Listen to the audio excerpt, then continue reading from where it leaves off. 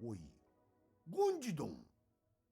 お前、親戚におめでたがあるから今日一日お暇いただきますって言ったのはいいがな。こんなにおめえ遅く帰ってくるとは思わなかったよ。おめえが一人いねえってと困らな他の若い衆が急に忙しくなっちまって。どうも申し訳ございませんでした。早く帰ろうと思ったんですがね、この雨でござしたんでね、どうも手間取っちまいまして。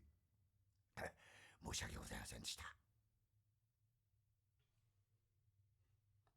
自分の部屋に戻ってきたゴンジが、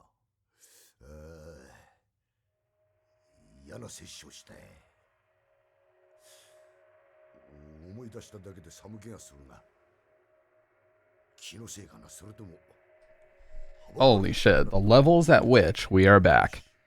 They simply can't be contained. They simply can't be contained. Now let me just plug in the correct headphones. Listen, guys, as an old man, sometimes I need a nap. I took my fucking nap, and I am here. I am fucking ready.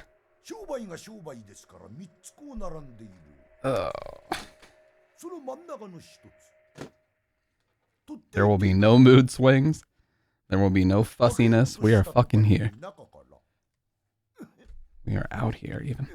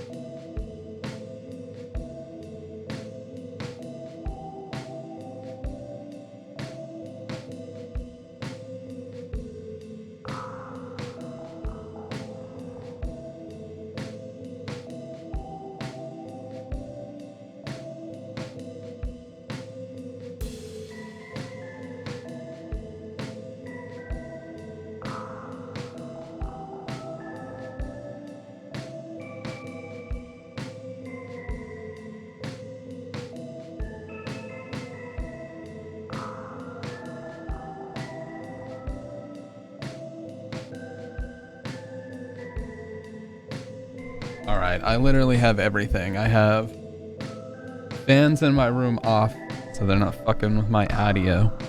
Got coffee, got water, and you know what? I took a nap. I'm an old man. I'm not ashamed to admit it. I need naps sometimes. It's only gonna get worse as the years go on, but we're here. Fresh cut a couple days ago. Oh shit, sorry, I didn't realize how loud that was. But we are, oh shit, I didn't zoom in the camera. Immersion ruined. Okay, I apologize. I apologize. Hopefully we can get our immersion back.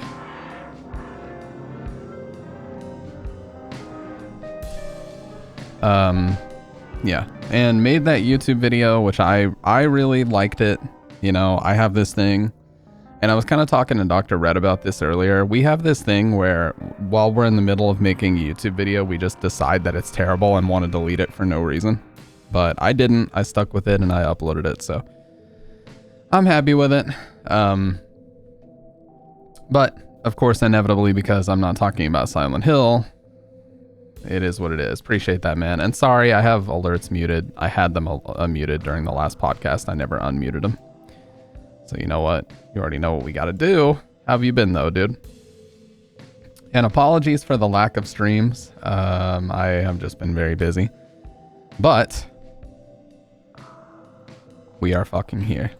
Like I said, I took a nap, dude. I got my coffee. I am chilling. Speaking of which, it's time to take several gulps.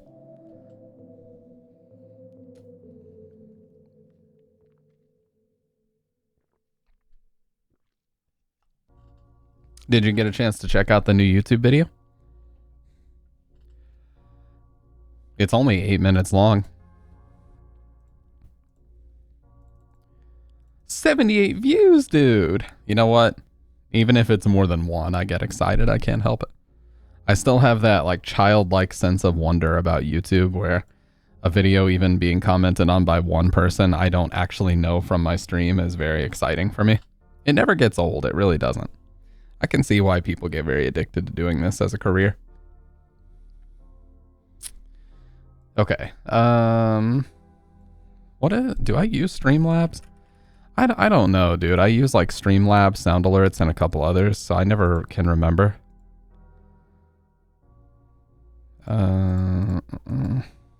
Yeah, log in with Twitch. Okay, yes, I do use Streamlabs. I'm gonna do it because, well, first of all, because I want to do it, but second of all, because I want to make sure nobody feels gypped because their sound didn't play. Because I know you would do that. Tee. Boom. Stamp. What's up, dude? You know what? The sky. I'm sorry.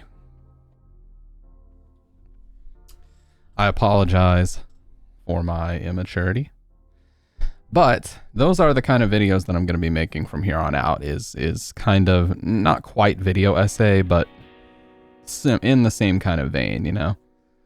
But it basically talks about how the save theme known as Serenity for Resident Evil 4 was pretty much stolen from its original composer, and he made no money off of it. So that's kind of the purpose of the video.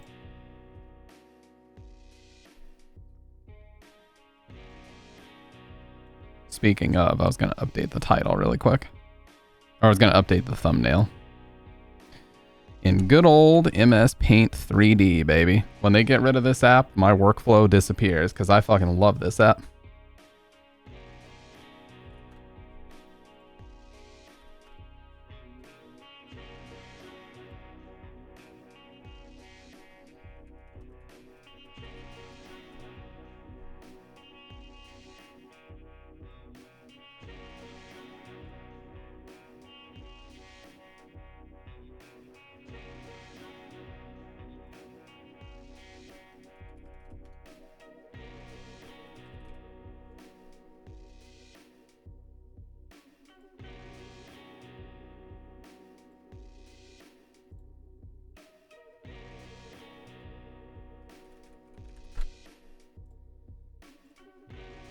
Hey, what's up, Shadow Man? Yes. Yes, we are fucking back. You best believe it. What the fuck? No, dude.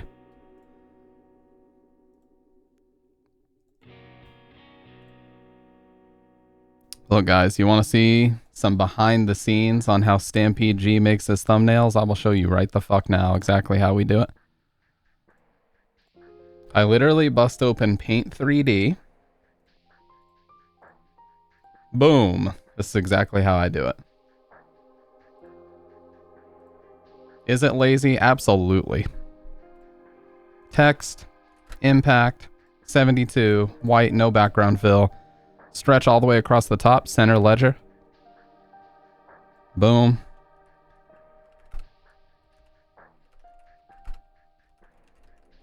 All right, we need larger text here. We're going 94, center. Pull it down a little bit so it's visible on mobile. Boom.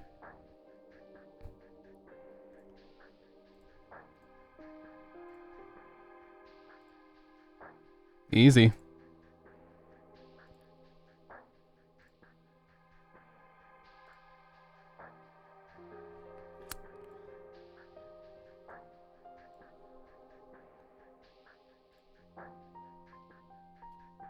Shadow, did you check out the new YouTube video I made, dude? Everybody was telling me that the doubters were out in full force, and they said, you know, Stamp likes to talk about videos all the time, but he doesn't usually upload them. He usually just talks about them. Nobody said this, by the way, but this time, motherfuckers, I did it. This time, I fucking did it. And I need to upload this, or I need to fix this thumbnail right now.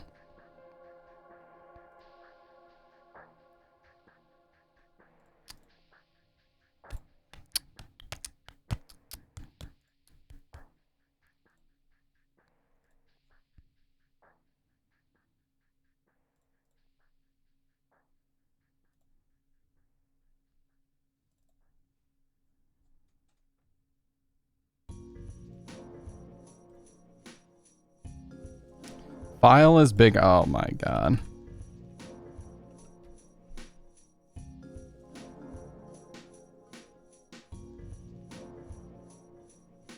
AI avatar? Fuck you.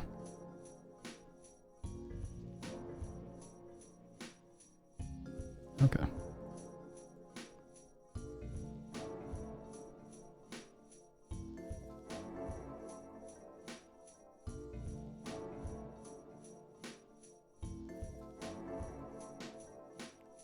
All right, easy. How have you been, Shadow? We got that thumbnail updated. But I do have to say, just overall, it feels good to be back. Because, you know, I don't know. They're two completely different worlds. Sitting in this room and being live versus just sitting there with a video editor opened and recording clips over and over.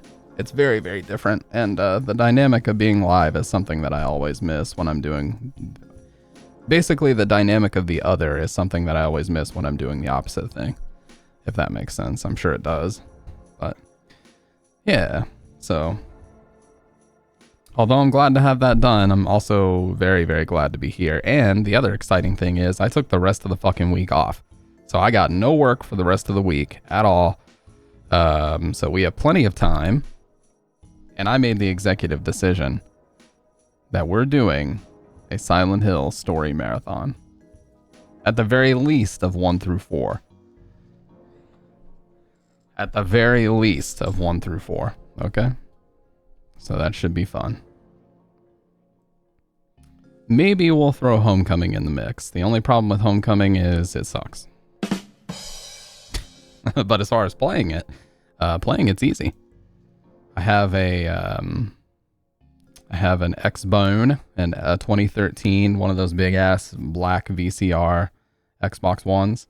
A story marathon. Who needs Christmas at the end of 2025? Absolutely. That's what I'm saying, man. That's what the people have been asking. People have actually been asking me when I was going to do another one. So you already know what time it is.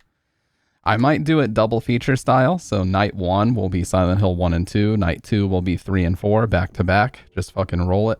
I'll just have to make sure I go to the gym that day because cardio is fucking magical. And when I get a little bit of endorphins or whatever it is from cardio, I can literally stay up for like 16 hours if I were so inclined. So I'll be sure to hit the gym first before we start. You know, get like an hour of really intense incline treadmill in, and then we can get started. But yeah, I'm excited for that. I haven't done one since October of last year, so 5 months. 5 months is a really good time frame for a break from Silent Hill. And it's not like we've taken a full-on break because I did recently play the PS3 port of Silent Hill 4. So, you know, we were still kind of dabbling with it, but that was more of a showcase of that specific port, more so than it was, you know, an in-depth story playthrough. Because for me, an in-depth story playthrough is something that I equate with like sharing interesting facts with people. Not so much about the creation of the game or anything like that, but just more so talking about, you know, story elements, how they intertwine and different beats in the story and different things like that that people may not be aware of if they're, you know, a casual, so to speak. And we love casuals. Casuals, they get a bad rap, okay? Every time I've had a person come in here and say that it's their first time watching a particular Silent Hill game, mainly 2. I don't know why I put up one finger, but mainly 2. I always love that because I'm like, wow, so you chose this legendary game. You chose to watch it here for the first time. I think that's a sign of respect, and I appreciate that a lot when people do that. The VOD is still up, and I will track it down, but there was a guy in here named Wrong Panda who basically said that he hated horror games because he thought they were just like you just slaughtering monsters all the time, and that's all they were.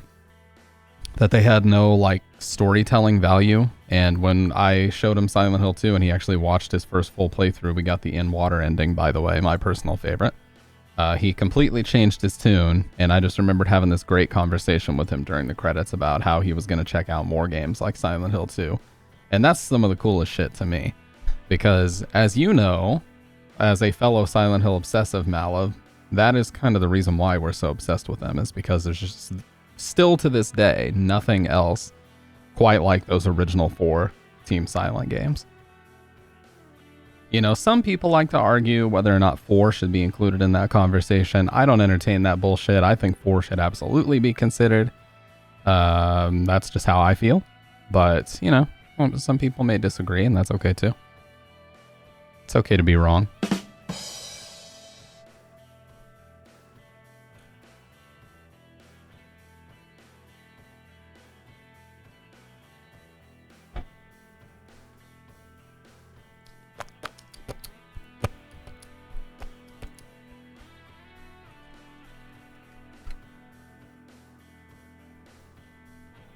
But yeah. Something else is, you know, it's kind of funny. I'll just say it because I like to be fully transparent.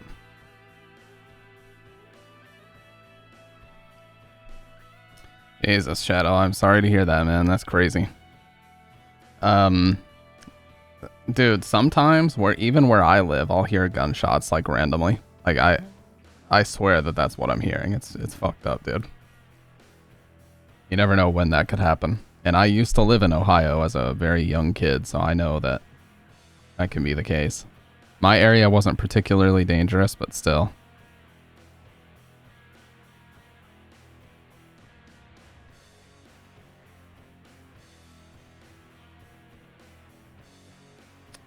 Why is everything happening in Ohio? Yeah, literally how did the meme start about Ohio in the first place? Like, why is everybody always clowning on Ohio? I would love to know where this whole Sigma Ohio crash out thing that all the kids are saying now. It's the 2 most popular terms right now are diabolical and crash out. Everything is diabolical. You know, no longer is everything cringe. Now everything is diabolical. Like, what the fuck? They move on from these terms so fast it makes your fucking head spin, dude. Anyways. So for the sake of transparency, I'm not gonna lie, it was pretty disheartening for me to upload the last Stamp of Approval video onto the YouTube channel and watch 6 people manually unsub. 6 people saw that Stamp of Approval Season 2 started, and, you know, some of the... I don't know who the accounts are, but I know that it wasn't like YouTube deleting old accounts or whatever. 6 people saw that and said, oh, fuck this, I'm out. That's the type of stuff, mentally, you have to just put to the side, because subscriber counts are always going to ebb and flow. So, whenever you see that, you just got to keep fucking going. Because I'll be honest, there are times where I'm streaming and we'll do something really stupid and I just start to laugh, and then I will see people manually unfollow at that moment. They're like, I will not stand for a goddamn ounce of fun. This is not a goddamn joke. Fucking unsubscribed. Whoa, dude. Cinema. Absolute cinema. Like these slangs, kids think they're cool or something. Yeah. Look, I know the terms and I know what they mean, but I was very confused when Riz and Gyat were a thing. I was incredibly confused when everybody was singing that stupid sticking out your Gyat for the Rizzler. I'm like, what the fuck? This is beyond the pale. This is truly beyond the pale. Right here.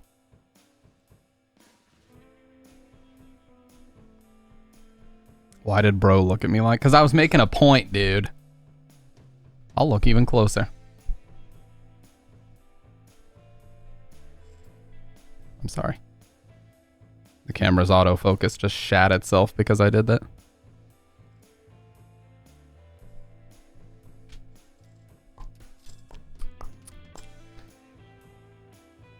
Having a bit of a renaissance out here with these. Some of you might remember that years and years ago, I used to wear these Sonys all the time. I sang their praises constantly, and then for a long time, I wore the Beyerdynamics.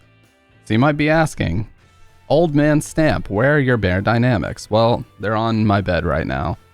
And the reason for that is they clamp too hard. And with new glasses plus headphones that clamp really hard, they start to dig into the side of my fucking head.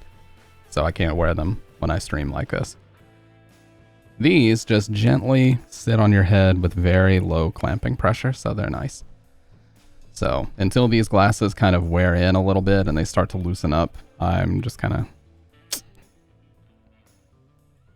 No, I'm not complaining about that, Shadow, I promise. I'm just saying, like, when I uploaded Stamp of Approval, it's hilarious because it was 6 people who were subscribed to me manually chose to unsubscribe when they saw that video was uploaded. I just thought that was funny. I don't get discouraged. I understand that it is what it is, and every video you upload, you're going to lose some, you're going to gain some, it is what it is. But I just think, you know, I could totally understand if somebody was like trying to climb up to 1,000 subs or something and kept seeing that happen, how that could be very discouraging. Listen, you can't discourage me on YouTube, motherfucker. Videos are coming out whether you like it or not. And that's a promise, not a threat. Okay? By the way, I have another video in the works about Silent Hill sound effects in crazy places. I'll tell you guys a little bit about it. And I will show you the clips. So I heard the Silent Hill 4. Do you guys know the movie No Country for Old Men? I'm sure you do. Or if you've at least heard of it. Well, I heard the Silent Hill 4 cat meowing in that movie. So that's going to make it into the video. And then I heard the beat from a song called I Want Love in a MasterChef episode. That's also going to make it into the video. And then Bridget was watching a movie called How I Live Now, which has, I think, the girl that was in the movie The Lovely Bones. I forget what her name is. But yeah, there's a scene in that where you actually hear the scream from the apartments where he says, "What was that? Some kind of noise north of here." And then you run up and see Pyramid Head for the first time. That exact scream is in that movie, like right before a shootout happens. And it's completely the same pitch, speed, everything. So these are small little snippets I've found over the years. I'll play it for you right now, Shadow Man. Yes, that movie. I will play it for you right now.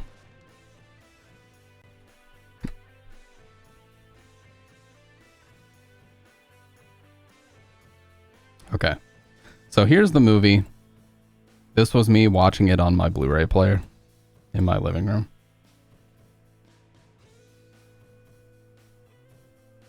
Okay, check this out.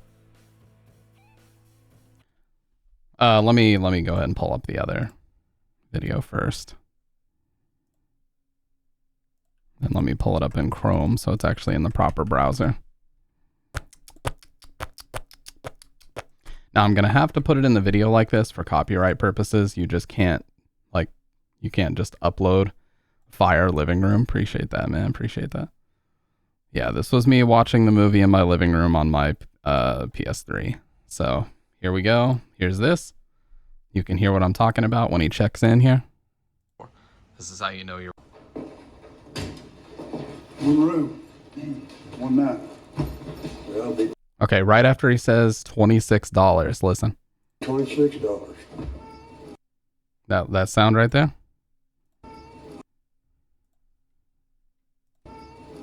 Okay, you hear that cat meowing sound? Okay, now listen here.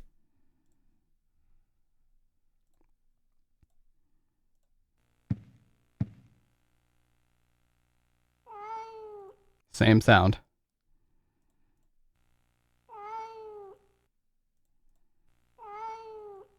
Exact same fucking sound.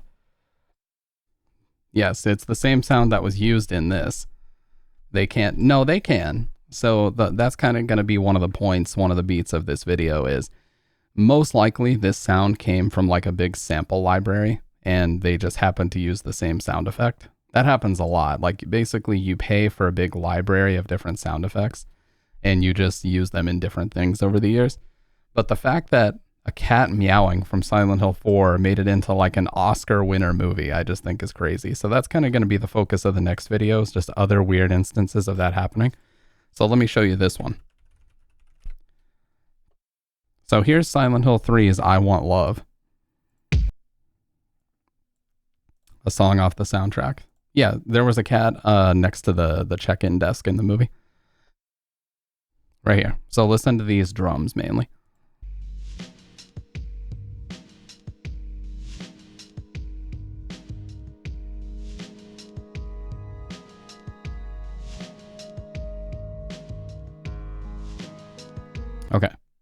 Now, I can't play much more because of copyright, but check out this MasterChef clip.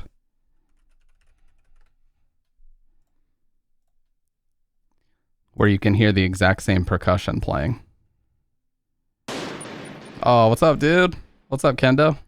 How you been, man? Sorry about last night, dude. I wanted to come back. I was just too exhausted. But we're off the rest of the fucking week. I don't work until Monday. We're fucking here. So you guys just heard the percussion. Thank you. So listen right here.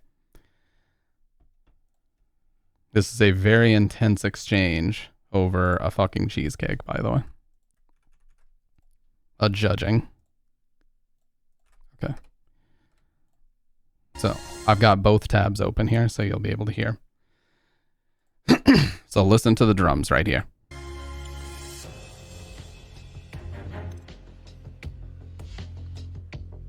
Very. You hear those drums? Now let's go back to the other.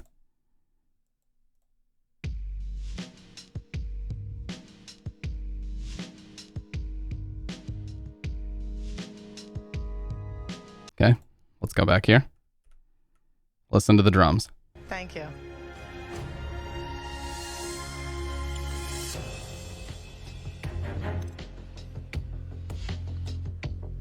Very rich. Yeah, same drums. So that's kind of going to be the focus of the next video, is just really weird instances where the same sound effects and layers of different songs were found in the weirdest fucking other places. And the reason for that is, here, you guys want to talk about something crazy? It might actually be the same beat as that song, Kendo, I'm not going to lie. It's very similar. But the reason for that is, if I open up my playback screen, what I use to play music is called Foobar 2K, and Foobar 2K is basically where you save your local music files and play them back. Check out how many weeks that I have listened here. Not there. Oh, why is that not working? Well, here, I'll just screen cap it. This is my total playtime on the Silent Hill playlist that I've got here.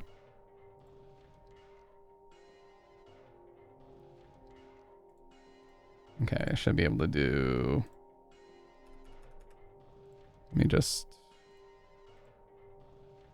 pull it up. Display capture that shit. Right here.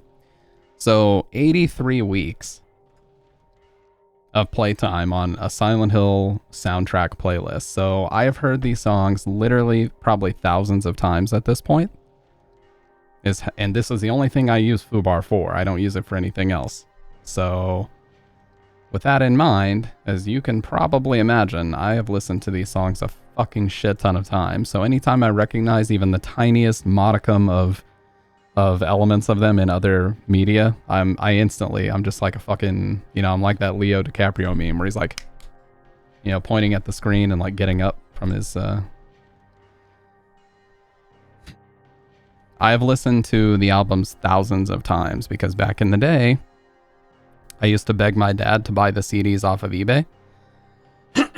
And after he would buy those CDs, I used to have a CD-ROM drive in my computer, and I would go into Windows fucking Media Player and rip the CDs and save them locally to my computer. It's perfectly legal as long as you don't share it with anybody else. And I never did. All I did was put them on my computer so I didn't have to use the discs. I did that way, way, way back in the day. So, I have Silent Hill 2, 3, 4, sides A and B of 4. Downpour, Homecoming, Shattered Memories, 0, and Silent Hill 1. All of the soundtracks, I have them all in folders, and I have them backed up in 2 places. So I've heard, trust me when I say I've heard these songs literally thousands of times. So, oh, you guys want to hear the apartment scream in the movie? Here, let me play that clip for you too.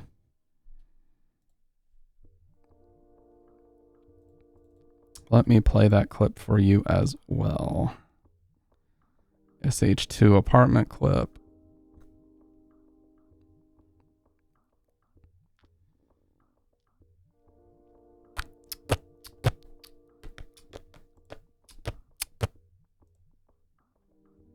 I just sent it to... Okay. So here's the clip right here. Let me share my Discord again. All right. So this is a movie called How I Live Now. I was watching this on HBO Max. I wasn't watching it. Bridget was watching it and she heard it. So let me go ahead and again get both clips up here so it's nice and simple.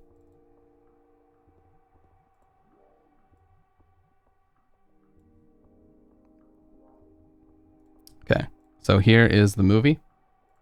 I'll mute the music. Listen for the apartment scream here. You hear it right there? Right here. Okay. That exact sound effect. And then we're going to open up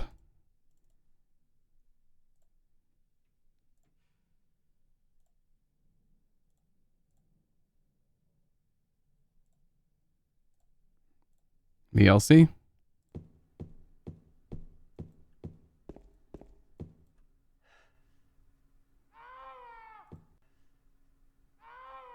Same sound.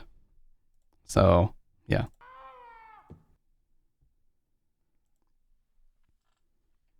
Yeah, so there's been a few instances. I'm sure there's probably more out there. There was a video that kind of blew up recently. Dude, it sounds like... What's up, Wang? Dude, it sounds like the weather is like popping off outside. Give me just a sec. I'm just going to take a quick little look here. I know we were supposed to have a lot of wind gusts and rain and shit tonight, so let me just take a quick look here.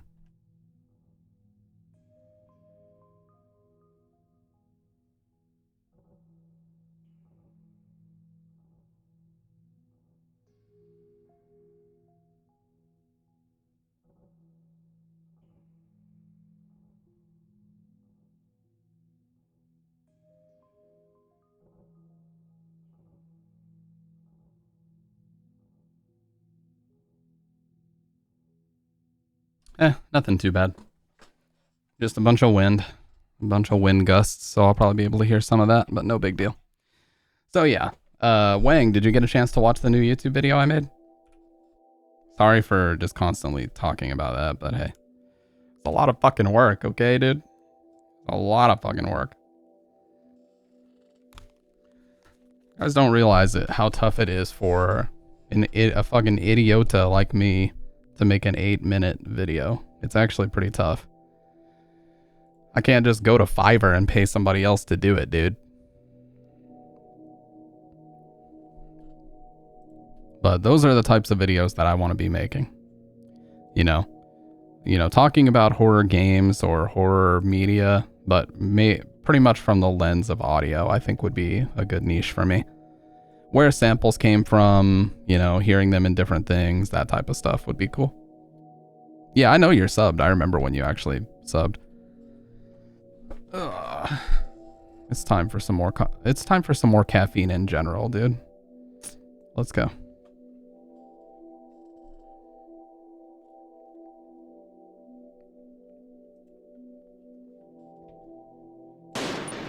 Oh, what's up, Stone? Appreciate that, man. Dude, you guys are crazy. Like 5 people have resubbed tonight already. The support is insane. Appreciate that, guys. Seriously. Means a lot. How have you been, man? Did you? I'm just a broken record. Did you get a chance to see the new YouTube video I put up? Maybe I should make a command or something so I can stop yapping. But yeah, I actually made a new video. Do you just want to... I could just pull it up and we could just watch it. I'll get my mug off the screen. We can just all get it out of our system because everybody totally wants to see it, right? And we can just watch it.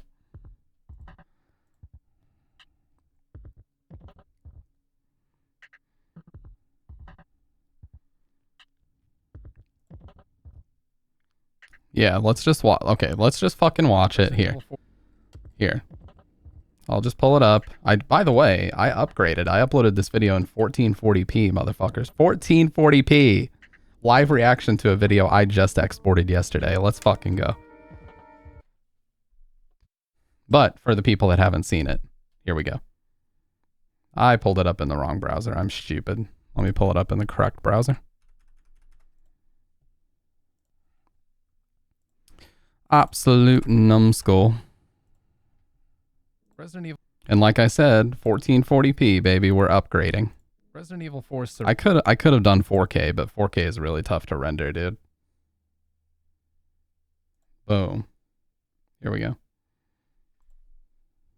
Resident Evil 4 Serenity is one of the most instantly recognizable songs in the franchise's storied history. It's really tough for me to hear my own voice, by the way, but I'll bear it for you guys. Let me get my shit off the screen too. Equal parts unsettling and disturbing, but also strangely relaxing and atmospheric at the same time. However, this song is not an original Capcom creation.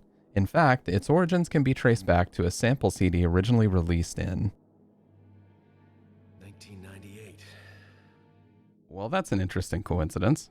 Well, anyway, the sample CD is called Pandora's Toolbox Dark Ambient Soundscapes, and it was released by a company called Q-Up Arts, but written, composed, and recorded by an artist named David Torn. And I was able to track down some photos of the actual booklet and jewel case, as well as the CD itself. Now, sample CDs are a bit of a unique thing in the world of audio, as they're not released like traditional albums or meant to be listened to from start to finish. They're actually just meant to be used as tools to create other musical compositions. And it seems that Capcom in particular were very fond of this track, as they used it in 3 different games throughout the 2000s. Devil May Cry 1, Monster Hunter 1, and Resident Evil 4.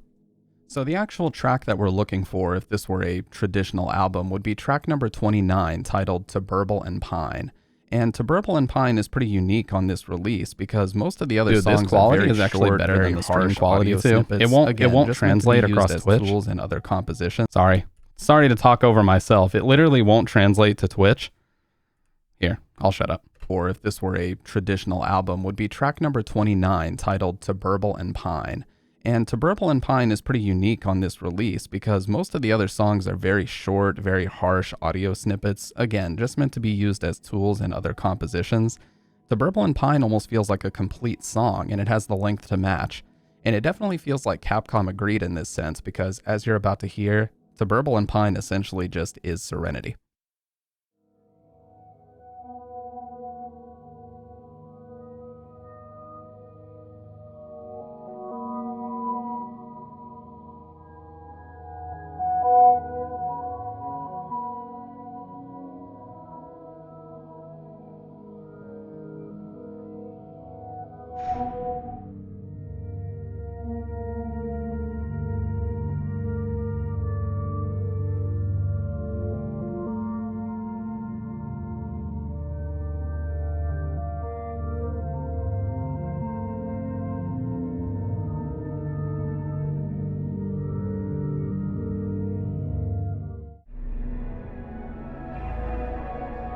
Yeah, so this is not the only time Capcom has used this. So I threw in a couple of other samples just from the 2000s where they also used it. So you can hear it in all these examples.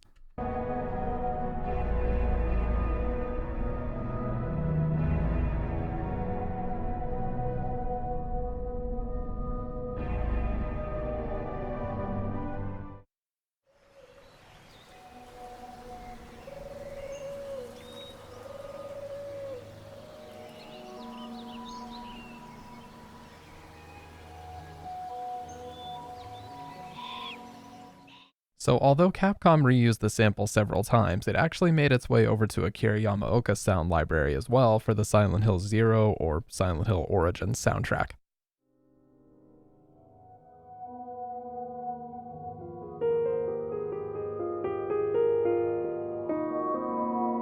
Now, to be honest, although it is strange that the sample was reused so many times, what's even stranger is that it's appeared completely outside of video games and in some places that you really would never expect.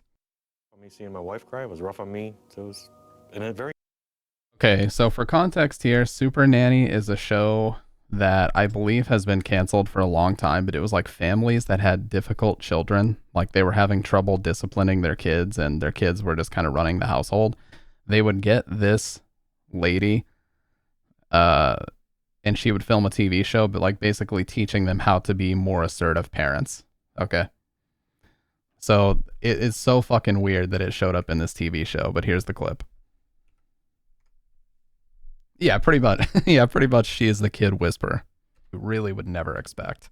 Very true, Stoned. Me seeing my wife cry was rough on me. So it was a very intense meeting. So it does mean having a very open mind. Yeah, so it actually made its way into an episode of Super Nanny of all things. I really can't explain that one. So this sample seems to be in a lot of different places. In fact, there's a whole YouTube video about Tuberbalin Pine being found in various media, and it seems that the people in the comment section keep coming up with stranger and stranger examples of it being used. It's been sampled in a hymn song, it's been sampled in a Korn song, I'll have those linked below. And on top of that, it just seems to be that it was everywhere in the late 90s and the early 2000s. So with that comes my next question. Who exactly is David Torn? And how much money did he make from all of these different companies sampling his work? So in doing some more research, it turns out that David is actually far more prolific in the music industry than I originally thought. He actually has writing and composition credits on 3 different David Bowie albums. This is crazy. His Wikipedia is very, very extensive. And he's worked with John Legend and Madonna as well in writing on their albums. So David Bowie was just the best example I could find, but he's worked with a lot of other major artists and has released and composed music for TV shows like Friday Night Lights and movies like The Big Lebowski, The Departed, and Three Kings.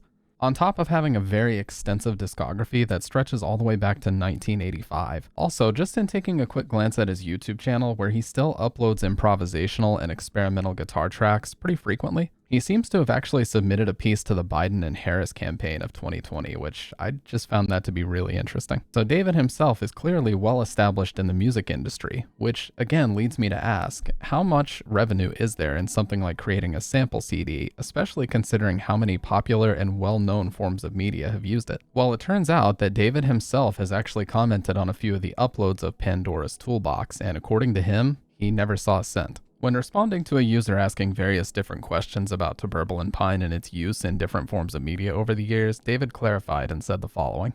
This one, meaning the CD Pandora's Toolbox, and Tonal Textures, another sample CD that David released, were never intended to be record albums per se. They were intended for folks to load in their samplers so that they could creatively modify them for their own uses. The rules of using them, though, were a limited license, not ownership of the samples. The person using it was not supposed to use them alone, unchanged, in a commercial work, nor in any piece of music with only one other instrument. On paying for the sample's use, the person who bought the discs agreed to the very basic rules of these licenses. He goes on to explain where the problem began. What happened, though, is that people began using it and copying it and distributing the samples individually and also wholly. While some were sold early on, not much later there were 10 times as many copied and distributed as the amount sold. And as the internet distribution continued and professional film composers copied the samples from each other, the samples simply went flying freely through the film and gaming world and through the internet without my name attached to them, often without titles. So, no payments came to me from anyone for Pandora's Toolbox or for Tonal Textures. And the company that printed the original discs disappeared off the face of the earth as far as I know, but they belong to me. So to start, I want to say I haven't even scratched the surface on everywhere that I've found and other YouTubers have found that this sample was used. Yeah, so it's been used in a movie called The Cube, it's been used in Samurai Jack, and a lot of other places. I put a bunch of those in the description of this video, but way more than I had time to cover in this because we would just be risking copyright the whole time using all those examples. And I'm going to link to another video in the description that has more of an extensive list between the YouTube comments and the video itself, but let me just say it's been everywhere. Like I said, it's been in a hymn song, a Korn song, it's been in a movie called The Cube, and several other examples. I'm sure people are going to continue to find examples of it being used.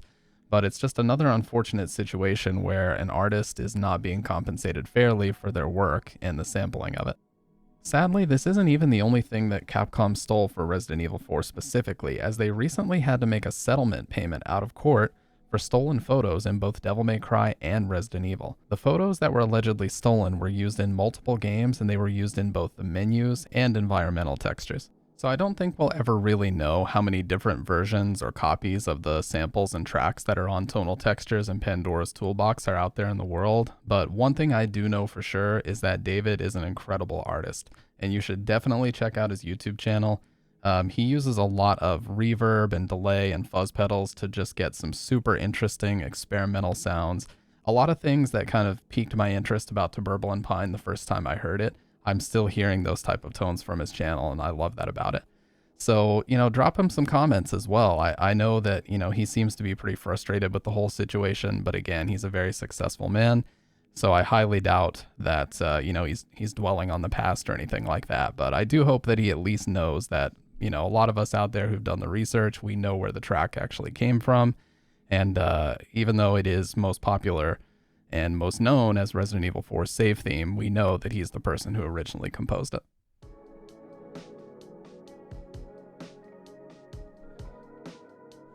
Yeah, so I think that it is pretty shitty because Capcom actually has a really bad history of stealing things, and that's just another example in like a very long list of things that they've stolen for Resident Evil. I always thought growing up, I remember when I had like my worldview shattered when I found out that Daft Punk's Discovery album was mostly sampled. Appreciate that, Stoned. I appreciate that, man. If you guys wouldn't mind, please drop a like on the video, because I'm not going to sit here and beg for likes and subscribers, but liking the video actually does help boost it in the algorithm. So if you wouldn't mind to take a quick second to do that, I will link you. I would appreciate it.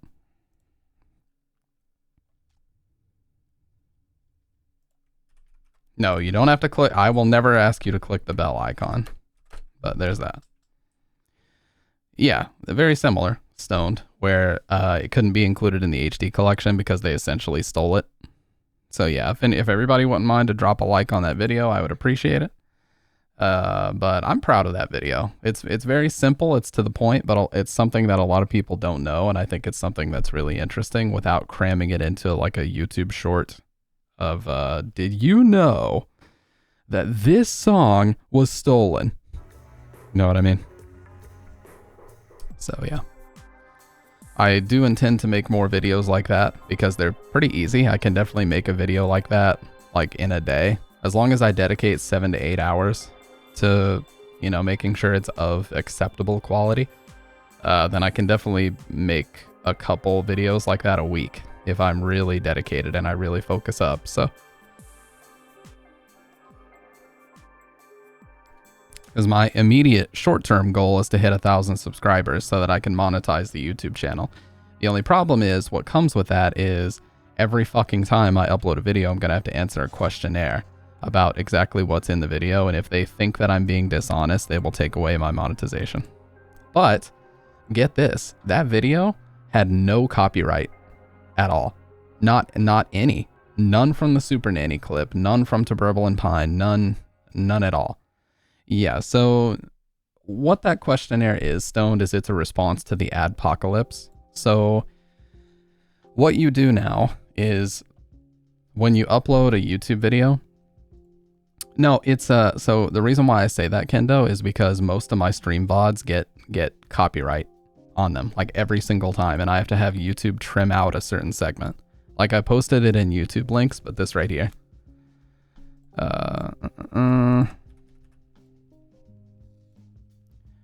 This happens to me virtually every single time I upload a YouTube video. Right here. Partially blocked 60% of your audience. And then when I hover over it, it says that it can't be seen in the United States or Canada. So obviously I can't, leave it like that. I've got to fix it. So it's really fucking annoying, but interestingly enough, this YouTube video, what I did was I followed some guidelines that told you how to avoid copyright. And basically what it is as long as you don't upload 15 seconds unedited, then you're good. And the only video that plays even close to that length of time is Resident Evil 4 Serenity, which does not trigger. Yes, Mr. Robot, on behalf of fucking NBC Universal or whatever, claimed it. So yeah, they got it blocked in the US and Canada. It was really dumb. But either way, I'm happy with that. And like I said, I do intend to make a lot more videos in that same vein. And I hope that, hope that we can keep the momentum going on YouTube, because YouTube is something that I've really slacked on these past few years. And it's something that I really want to try to grow, is a good, solid, decent YouTube channel of like a few thousand subs. Appreciate that. I see 3 people liked the video. Appreciate that, guys. Appreciate that. You would be surprised how many people are like, just absolutely refuse to do something like that. So It's a small gesture, but it means a lot. Okay, it's just one click. It's just one click. So, but yeah, I'm very happy with that. And as far as what we're doing tonight, Nightmare Fuel is on the agenda, and potentially, yeah, Like It or Else. Yeah, no, that ain't me. What's up, Dr. Red? We just watched the video, dude. Because there were a couple people that hadn't seen it, but you already gave me some great feedback on it. But yeah. And you commented too, so I appreciate that. But yeah. How have you been, Dr. Red? We are absolutely out here. I don't have to do any fucking work until Monday, dude. I'm off Wednesday, Thursday, Friday, Saturday, and Sunday. Just watched a streamer yesterday finish The Dream Machine. What a mindfuck that was. The Dream Machine. Is that a game or a movie?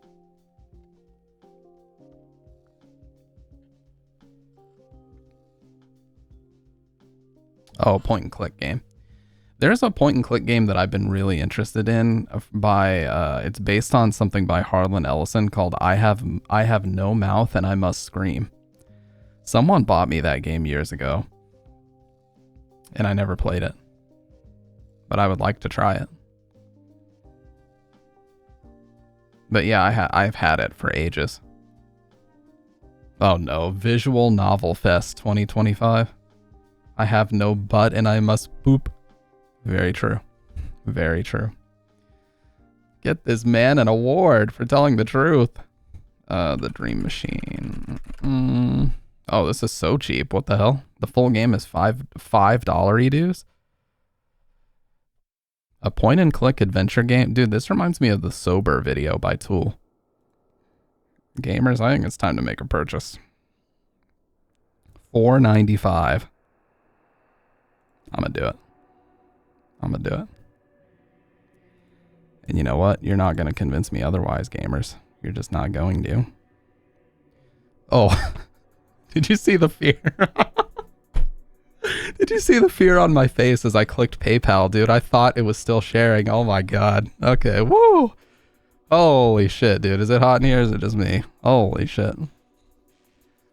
It's just my mug on the screen. Ain't no reason to be that scared. Holy shit, dude. That would have showed everything. Address, last four of the card. Woo!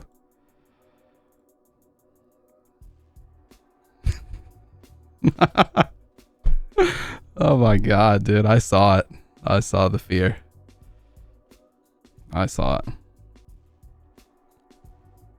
Okay. We have the Dream Machine now. Easy. Bum bum bum bum bum bum bum. Only 1 gig too. That's so small. So yeah, we'll definitely give this a shot. But when I saw how discounted it was, I was like, this is something I definitely want to grab. Well, I can. Sorry. I should never burp into the mic. That's just foul. I can't help it, dude. One coffee. Anyways. Did you guys see that Hassan finally got banned, but then they unbanned him after like 24 hours? It's ridiculous, dude. Like, is that even a punishment at that point, or did they just give him a day off? The game was released by Chapters from 2010 to 2017. He's a political streamer, and he said something kind of extreme the other day, which it's kind of up in the air whether or not he was joking or whether or not he was being serious. I'm not here to take sides in that debate, but it was enough that Twitch banned him, and they unbanned him like after 24 hours. So they basically just gave him a day off, and he spent that day recording a YouTube video that did really well, so he still made a bunch of money. So basically he didn't get punished at all. And that's why Twitch needs a better system. So YouTube, for example, they have many ways of punishing people. They can shut down your ability to live stream, but you can still upload videos. They can temporarily disable your monetization. They can temporarily remove you from the recommended queue. They have a lot of ways that they can do these things, but Twitch only has one way, which is to ban. That's all they have. So they can't say like, oh, we're disabling your Twitch monetization for a day so you don't make ad. They don't have that ability. They either turn, metaphorically, they either turn the faucet completely off or it runs at full speed. There's no in between on Twitch. So they don't have really an effective way to punish large creators. They can ban them every now and then, but it's basically just like giving them a vacation. That's all it is. There's no punishment involved. There's nothing that they're going to take a financial hit for. It's just, oh, you took a day off and now you're back. And what also ends up happening is because so many people are kind of out for Hasan right now, like so many people are just incredibly angry about him not being punished for anything, it actually ended up boosting his name in various algorithms that he got banned. So it actually ended up helping him in the long run because he got a lot more eyes on his channel. Can we watch that Dr. Disrespect clip where that guy trolled him and he tried so hard to play it off? I don't know if I should, because I don't know. You can get copyright claimed for watching stuff like that, especially if it's clearly a sensitive topic for the creator. But yeah, listen, I don't think it would happen to me, but I've seen like some of those larger creators that get petty enough that they would copyright claim somebody else's shit for watching it. So I don't want to throw my hat in the ring, you know what I mean? But I have seen the clip you're talking about where he's just like, like he just starts chuckling. It's like, what are you chuckling? What are you chuckling about, bro?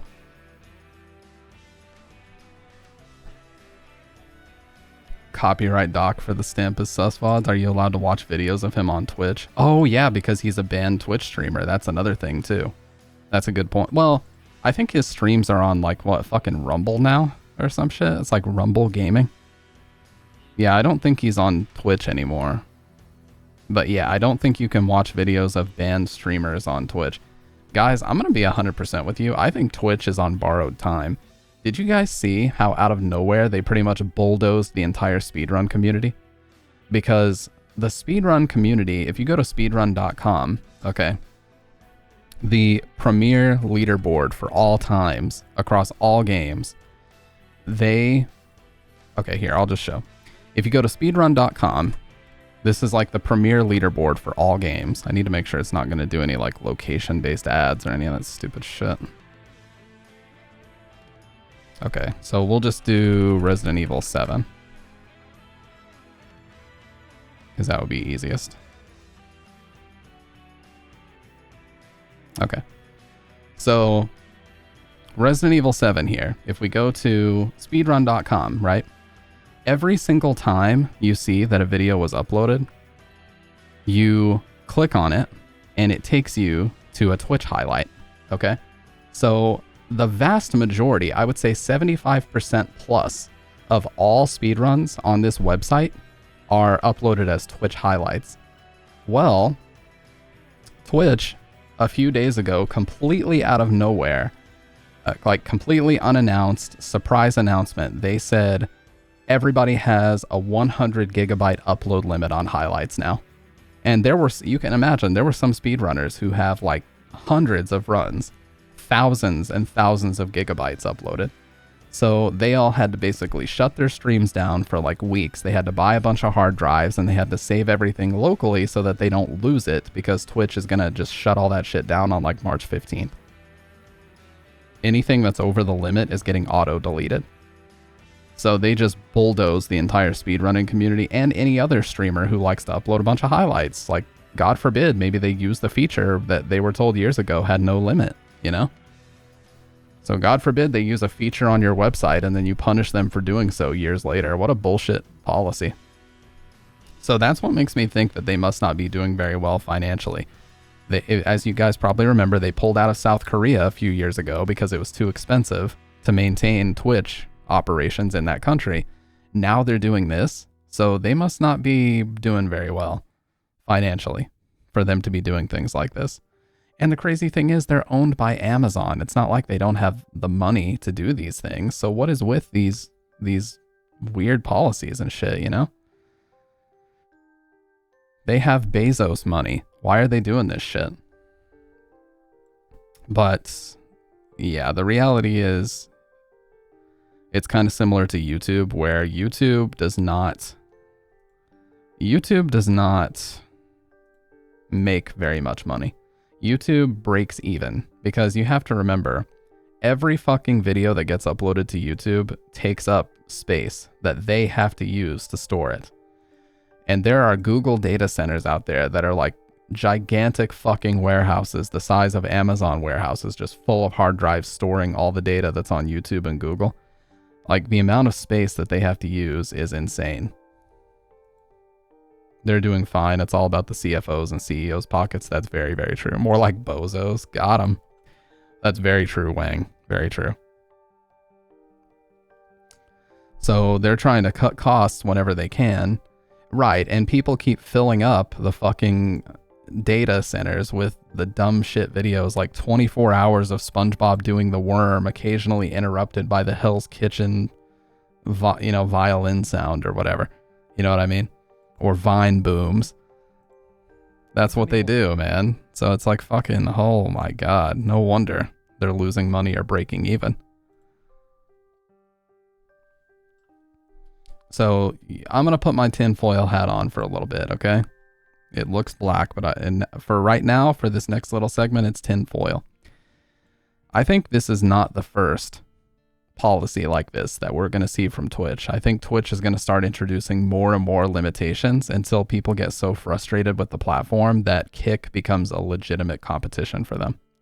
Now, let's all tell the truth. Kick has a horrible reputation right now. They really do. They just built 7 giant facilities for Facebook about 45 minutes from me. Yeah. They finna gonna move to Rumble or Kick. Yeah. So this is my theory, and I'm sticking to it. I think Twitch is gonna be announcing more and more of these limiting bullshit policies in the coming months, years, potentially.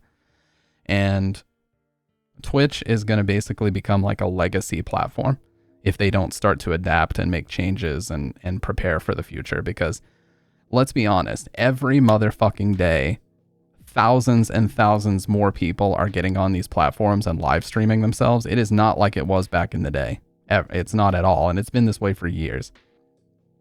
Kids are literally like, when they get out of fucking high school, we're talking like 17, 18 years old. The first thing they want to do is start a stream on Twitch now. It's not like it was when I was growing up. Like, every college kid, every high school kid is streaming now, you know, as long as they're 16 or older, because obviously Twitch has that term, but that's how it is. So there's so many fucking people streaming that if you are not adapting your platform quick enough to meet the needs and the demand of all these different people streaming at like max bitrate and shit, you're going to get left behind. And Kick, you know, for all the bad reputation that they have because of their IRL streamers and basically being like the purgatory for banned streamers to go to that they were for a while, and the gambling, and there's a lot of things, okay? The reality is YouTube and Kick are the only competition for Twitch. They just are. Now, YouTube doesn't seem to give a fuck about live streaming. They have tried to like snipe different big streamers. Every time the big streamer finishes their contract on YouTube and they go right the fuck back to Twitch because, I don't know, they either don't like it or the viewership isn't there or something. But they don't stick around with YouTube and they don't re-sign with YouTube. So clearly something's up. Ludwig is a perfect example. He went to YouTube. He did his contract. The contract ran out. And I don't know if he's back on Twitch, but he may potentially be. I don't know. But Valkyrae did it. Sykkuno did it. A bunch of other streamers are probably going to continue to do it. 900,000 square feet data facility. Yeah, it's crazy how huge they are.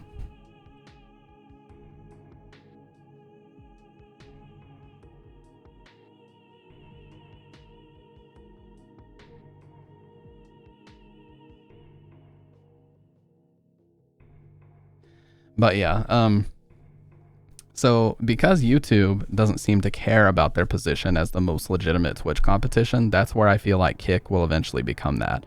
And it's crazy to think about because, again, Kick has a pretty bad reputation amongst normies or casuals or whatever you want to call them. It has a pretty bad reputation, but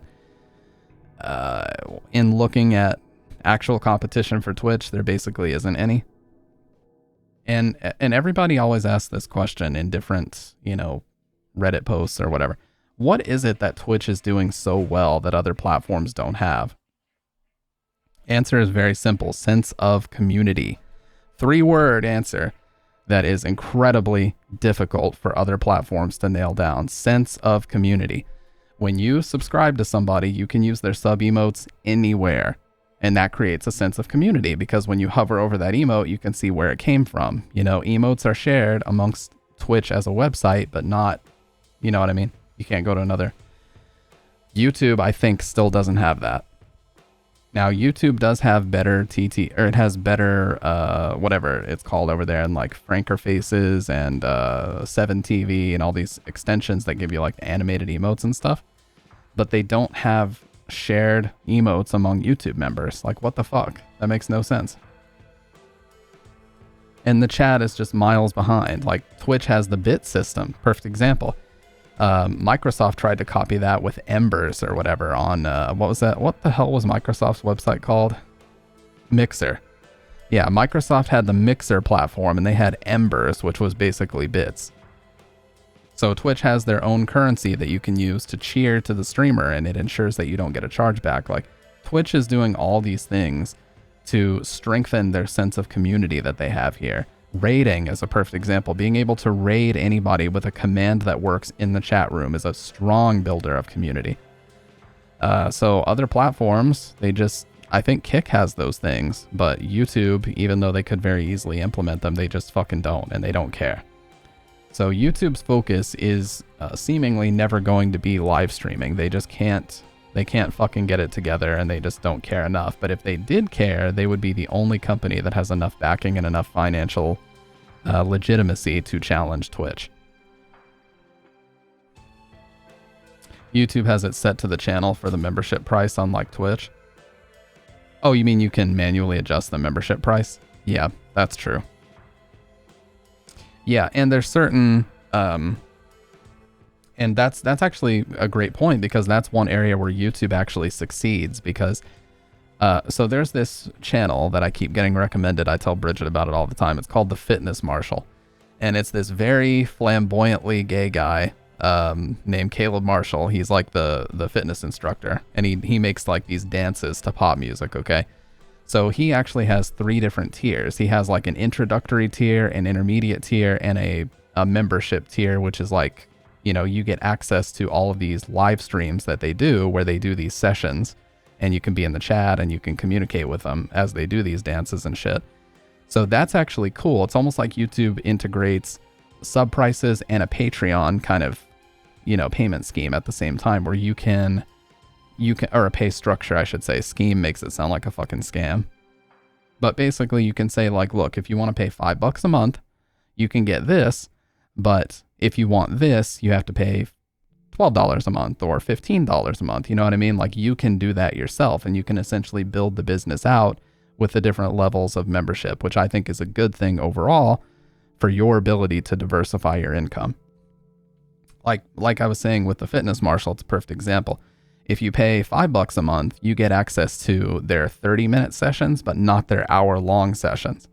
If you pay $15 a month, you get like discounts on their merch website and different things like that. But you have to pay like $20 a month if you want access to all of their live streams and to watch them live. So, you know, they've kind of created, like they've integrated their Patreon into the channel and it's massively successful. So, you know, that's one area where I think that that bald man with curly side hair in the 80s that did that same thing. Are you talking about, oh God, what is his name? I don't think he was bald. Are you talking about the dude that wore like the USA short shorts or whatever? Because that's Richard Simmons. Sweatbands? I think you're talking about Richard Simmons. See, I always grew up knowing about Tybo and Billy Blanks. So Billy Blanks is a very famous martial artist, and he's still doing it to this day, by the way. So he basically integrated like Taekwondo and cardio to where he's doing like punching and kicking and different things like that. That's what I grew up like seeing, those tapes and DVDs everywhere of Billy Blanks always doing the fitness instructor stuff. That dude's a fucking legend, by the way. Billy Blanks is a goddamn legend. I don't care what anybody says, man. That's my fucking guy right there. Yes. See, even Kendo knows about Taibo. He wasn't even born in the US, dude. It's worldwide. I swear he was balding. Famous fitness instructors.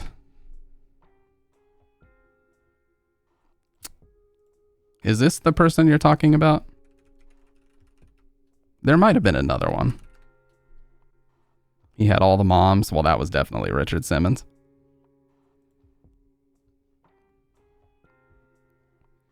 You talking about this guy? It was Richard? Yeah, this guy. Yeah, dude, this guy had all the moms. He literally has a workout tape called Sweatin' to the Oldies that came out in the 80s. And apparently even in the 80s, a bunch of elderly people were like getting up and dancing to it, which, you know, it's kind of wholesome. Like, of course, me being the age that I am, I find it kind of cringy, but hey, if it gets people up and it gets them moving and it gets them doing some cardio, it's a net positive and it's really awesome. So whatever it takes. You know, there's that whole meme about like white women or whatever doing everything in their power not to just walk on a treadmill. They've got fucking Zumba and they've got their little dance classes. And now there's a new one where you get drumsticks and you like bang them on the floor while an instructor plays a real drum set. It's like, my God, dude, just get on the fucking treadmill. Holy shit. Yoga, and they've got their little like the exercise medicine balls and everything like that. And they're doing all their yoga poses. Good Lord. Cardio is cardio, man. Your body does not give a shit how you get the heart rate up. Just get it up.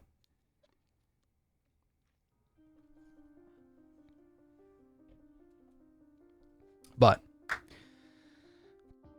anyways, yeah, so YouTube is the only legitimate competition to Twitch. That's how it is, but they don't seem to care.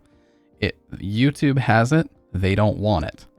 Okay, Twitch wants it, and they are very they're on the edge, dude. They're literally on the edge of being overtaken by Kick or YouTube. If they make one more policy change like that highlight gigabyte limitation shit, people are going to start jumping ship. Genuinely, I believe that. You can't just continually introduce limitations to people and expect them to stick around. I know that, you know, doing things like this saves money, and I know that introducing new and exciting features probably costs you money, but you're going to keep your website users happy, and happy users stick around. It's not rocket science, dude. Yeah, Maximilian is dual streaming now. And that, dude, speaking of, literally as soon as I'm finished tonight, I'm going to figure out how to dual stream to YouTube.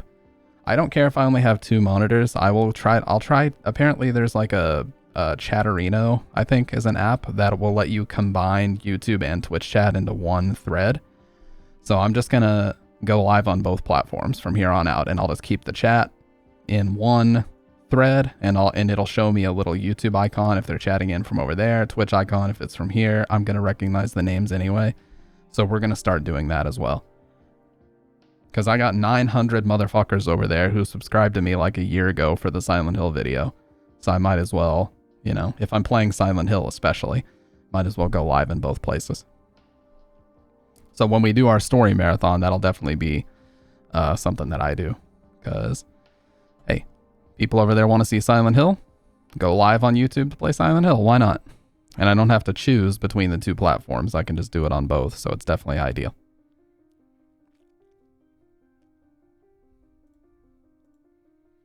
No, it's not tonight. Well, I mean, we could start tonight.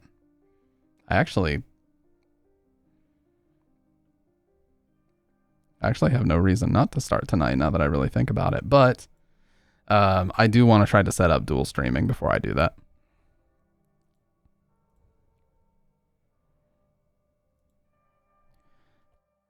But yeah, I am off work for the next several days, so I don't have to go back until Monday. Monday the 10th. So we are absolutely fucking chilling. We got all the time in the world. All the time in the world to get through these games.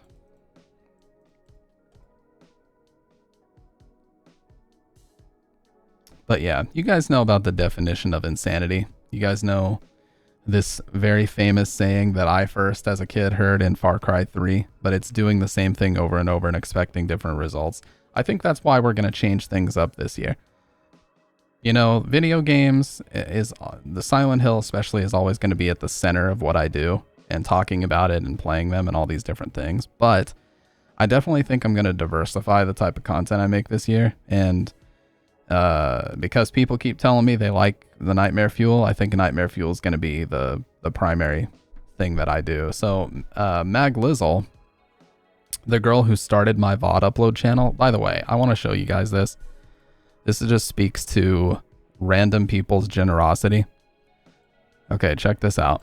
So I met Mag Lizzle here when I was playing Resident Evil 5. Me and Dave, a Street Fighter player named Dave, we were co-op playing Resident Evil 5, and she just showed up randomly. This was mid-pandemic. She had just been laid off.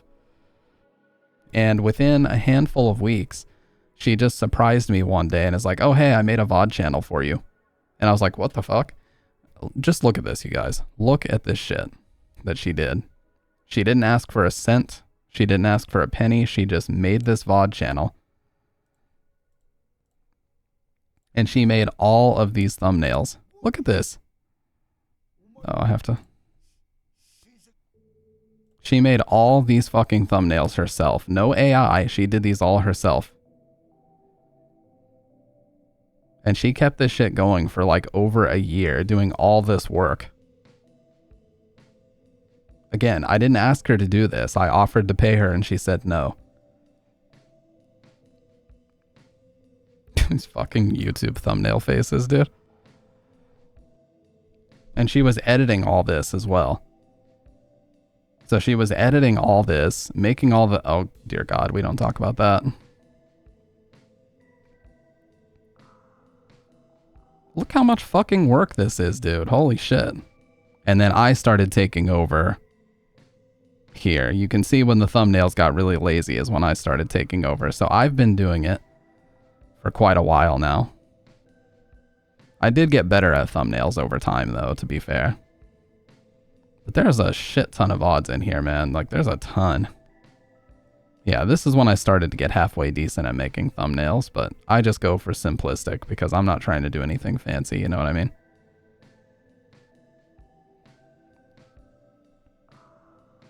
Either way, this is a lot of fucking VODs. Holy shit.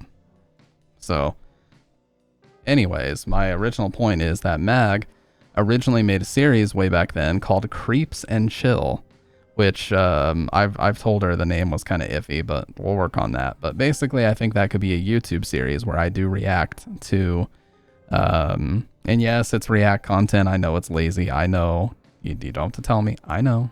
I understand. But where I watch different videos like the Nightmare Fuel videos that we watch, and I can just do simple edits to kind of get to the point, get to the good parts of what's actually happening. So that could be a whole ass series that I do, and I think it could do well. So we're changing things up, okay? The dynamic as far as me being live is not going to be that much different, but my YouTube strategy, we got to evolve. We got to get the YouTube shorts going. We got to get we got to get everything going. Uploads and YouTube shorts, that's the grind. So there's a lot of apps that help you edit YouTube shorts very easily, and Twitch has a cool feature where you can export them in 4:3 or vertical. You know, not 4:3, but it's like vertical for phones. So I'll be doing that as well. So yeah, we're changing shit up. And I have the time with this time off of work. If I'm not live, I have the time to just bang out a whole bunch of YouTube videos, and we're going to make sure we get that shit started this week. So we're going to do it, guys. We are going to do it. I'm kind of more driven than I've ever been because,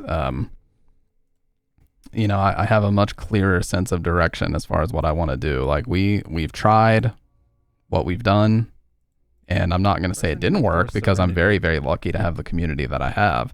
But, you know, I want to try to grow in 2025, and I want to try to grow significantly. And for me to do that, it's going to require a lot of work. So I'm willing to put in the work.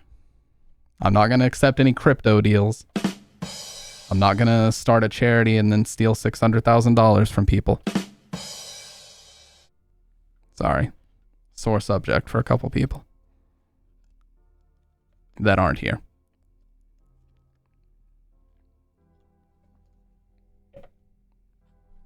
But we're not going to do that. We're not going to completionist anybody. And we're not going to hawk to a crypto scam fucking people. We're just going to open up Adobe Premiere and fucking make a bunch of videos. That's what we're going to do. And it is what it is, dude. Oh yeah, and podcasts being every Wednesday night. Yeah, no cuck coin pumping. Yeah, no Adam 22 cuck coin. No. Absolutely not. Now, the one thing that I'm kind of iffy about is whether or not I should cover drama content, because it is so low-hanging fruit. Some people have messaged me, like, you guys remember the stream where we talked about the pirate software thing? People reached out to me and they're like, hey man, I really liked that stream. You should cover more stuff like that. And I'm like, I don't know, man. I don't know if I want to join that fucking rat race. You know what I mean? Like everybody just being like, you won't believe what just happened on this live stream. I don't know, dude. That one I'm kind of iffy about. Drama content is very low-hanging fruit. I don't want to become like another drop in the bucket of those 1,000,001 fucking TMZ like channels. You know what I mean? But who knows? Maybe it could be fun to just cover like gaming or Twitch related stuff only. If I limit myself to just Twitch related stuff, maybe. I don't know. I'm not here to speculate, okay? We're not here to fucking speculate. We're here to stream. That's what we're here to do. No speculation going on here. So how about this? What time is it? It's only 9. Let's do a full playthrough of Silent Hill 1. Fuck it. Let's do it. Not gonna lie, it could work, but I'm gonna be honest, you don't want to become the next drama YouTuber, man. So many of them, it's profiting mostly off of others' bad decisions or suffering. It's just bled to me. Entertaining, but bled nonetheless. Yeah, that's why, like, I don't want it to be like, oh, this person just had a horrible, like, they got cheated on or something. And then here I am. You guys won't believe what happened to this creator. He just got cheated on live on stream, dude. You know what I mean? It's like kicking somebody when they're down. Like, what the fuck is that all about, man? That's so bad. Live on stream, dude. I'm clipping that for volume 11. Clip away, dude. Let's fucking play Silent Hill 1. Let's do it.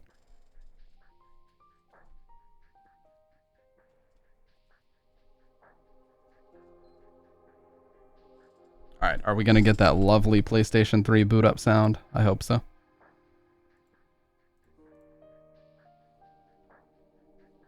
Oh, give it to me.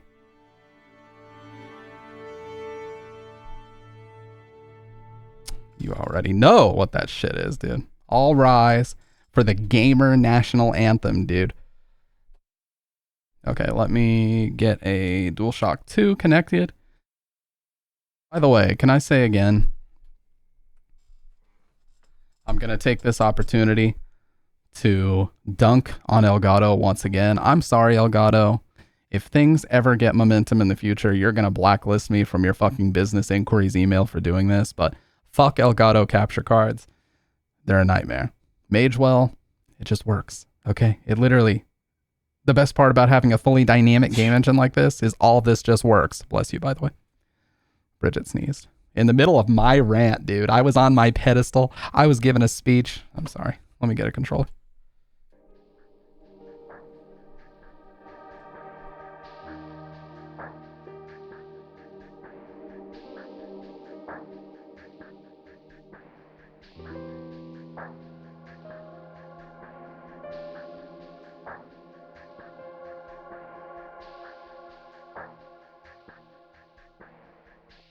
All right, let's fucking go. I found one. Stamp Girl needs to be on chat again. Are you listening? They want you to be on chat again, dude.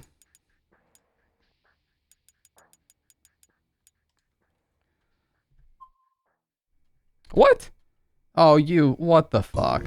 To access this content, you must activate this system? Are you fucking kidding me, dude? Oh my god. Digital content, guys. Digital content. Don't we love it? Alright, well, let me fix this shit. I gotta switch my screen over because it's gonna leak stuff if I don't. And then let me also take the opportunity.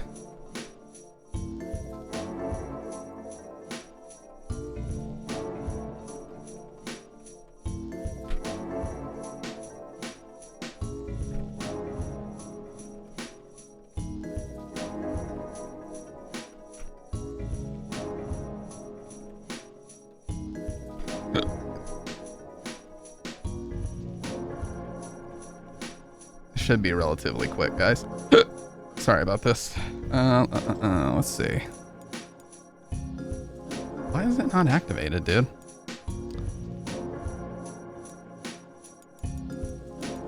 System. I swear if it says I'm at the limit, I'm gonna fucking lose it. Who did they play? Activation completed. Let's go, gamers. What's up, by the way, John? John, the man with the longest watch streak ever. By the way, John, did you see my newest YouTube video that I actually sat down and made? Sorry, I'm sitting here yapping and I didn't realize the music was like overtaking me. They were down 25. Oh yeah, they came back and won. I remember that.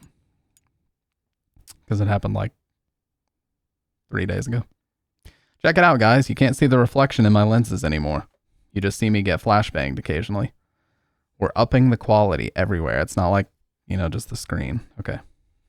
You ready?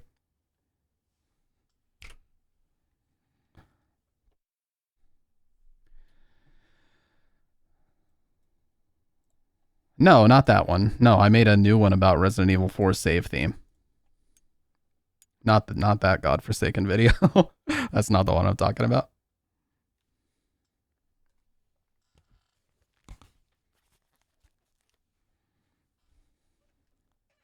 Yeah, we don't talk about that godforsaken video, dude.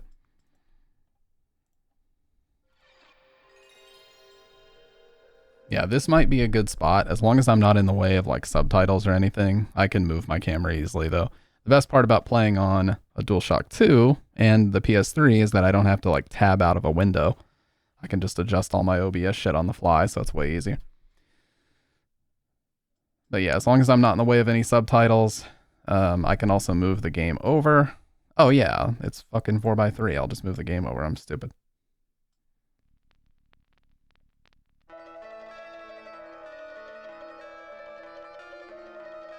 Yeah.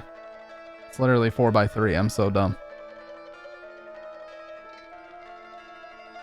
Boom, and then move chat over to the other side. Move chat over here, dude. Boom. Fucking easy. You already know what time it is.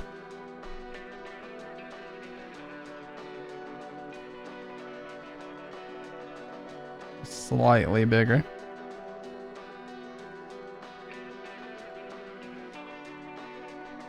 Boom.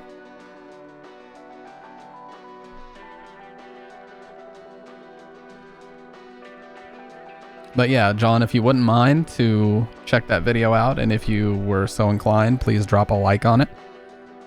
Your old buddy, old pal, Stampede G would really appreciate that support. Because it really does help it in the algorithm, so. But if you disliked the video, be honest and leave a dislike, dude.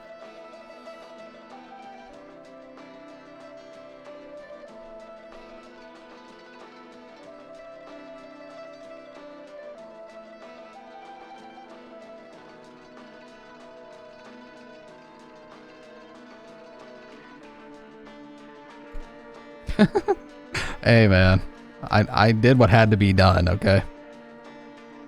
I did what had to be done. And I won't apologize for it.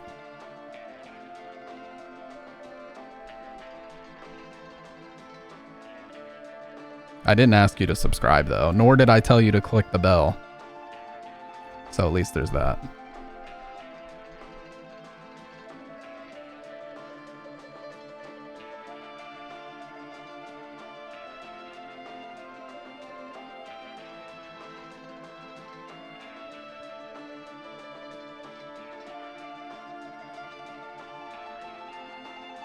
Yeah, you already know, Kendo.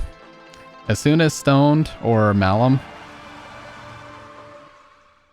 I think it was Malum actually, as soon as somebody said, is it tonight? I was like, you know what? It fucking should be tonight.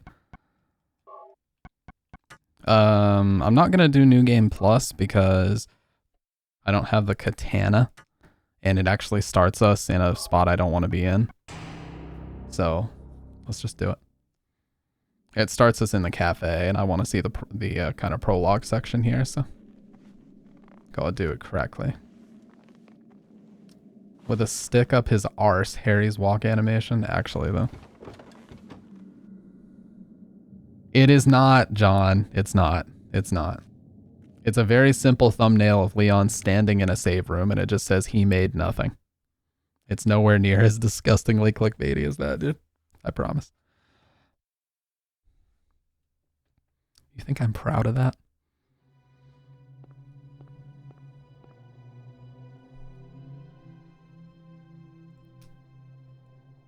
Slide that over ever so slightly. When the game actually starts, that window's going to expand a little bit. Because the cutscenes actually render very slightly smaller than the in-game movement and stuff. See how the window expanded? Oh, this is like perfect, guys. This I can actually make my shit a little bit bigger too. Here, let's go ahead and do that. Yeah, look at that. Totally fine to do when we have 4x3. There we go. And I'll move the game slightly over and then I'm done messing with it.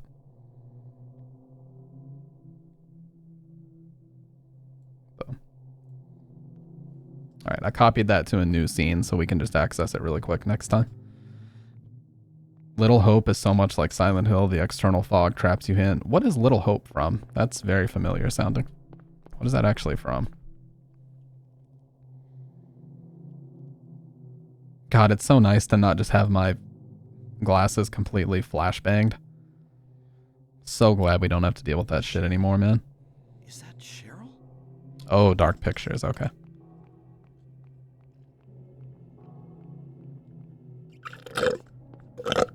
Where are you going?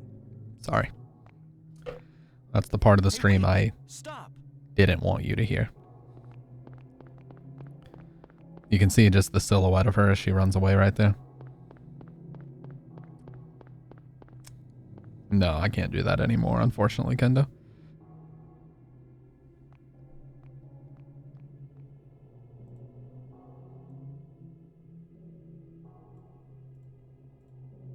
Okay. I love the kind of nauseating camera angles of this part too. Especially once we go through the back alley gate here. How's my dad feeling about this Cavs team? Well, unfortunately, he doesn't really watch so much anymore. My dad spends most of his time watching people like Steven Crowder on YouTube. And the quartering and stuff like that. Which, hey, it's his YouTube account, but do whatever you want to do, sir.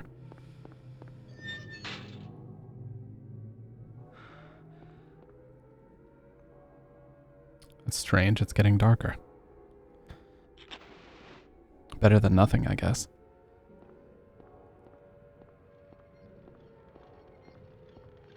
Dude, look at this fucking camera angle, holy shit. A broken wheelchair, what's this doing here? I wonder if you can... I always wondered if you could turn the lighter off. Or if there's any way to do that, but I don't think you can. Yeah, it just says you have nothing. You can see the slots kind of rotating through, but you don't actually have any items you can mess with here.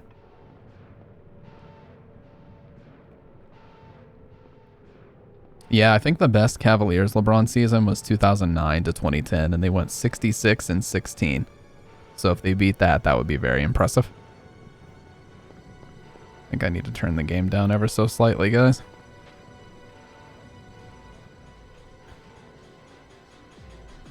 What is this? What's going on here? Yeah, so we get attacked by these, and we can actually run past them here. But watch what happens if we try to fully escape this area.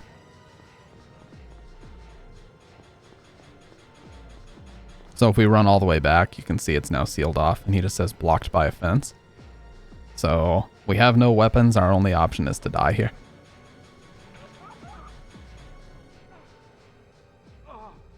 And that is intentional, by the way.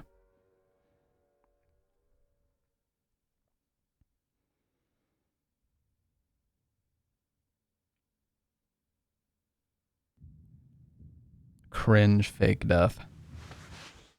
People say, I'm not gonna lie, you're a bad person because you just did that. And you're a piece of shit streamer. Let me blow my nose. Love this Twin Peaks style music playing here, by the way. Was I dreaming? How do you feel? True, Dr. Red, skill issue. Oh, like I've been run over by a truck. But I'm alright, I guess. Glad to hear it. You from around here? Why don't you tell me what happened? Wait a second, I'm just a tourist. I came here for a vacation. I just got here. I don't know what happened. I'd like to find out myself.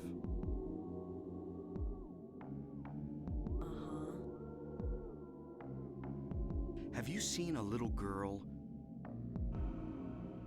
Just turned 7 last month, short, black hair. My daughter. Sorry. The only person I've seen in this town is you. Where is everybody? I'd tell you if I knew, believe me. But from what I can tell, something bizarre's going on. That's all I know.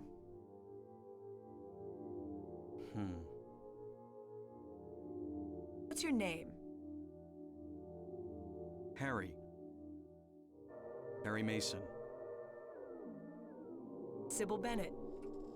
The dialogue in this, the voice acting especially, The next town over. is light years ahead of Resident Evil 1. Let's tell the truth.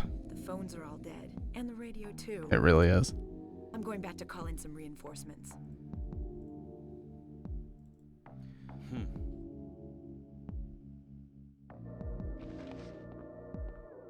Hold it. Where do you think you're going? My daughter. I've got to find her. No way.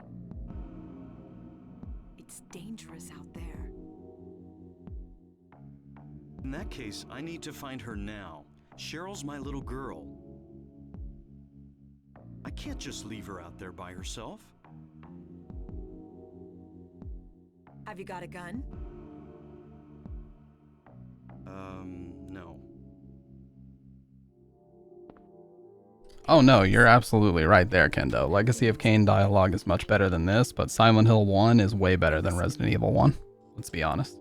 Before you pull the trigger, know who you're shooting. That is simply factual. And don't do it unless you have to. And don't go blasting me by mistake. Got it? Yeah, thanks. You do best to stay nearby. I'll be back with help as quick as I can. Okay. So take a look outside the window right here. After we grab this.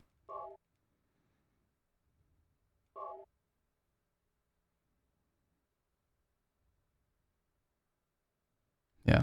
Just for a second, as soon as you turn, you see the wings flying around.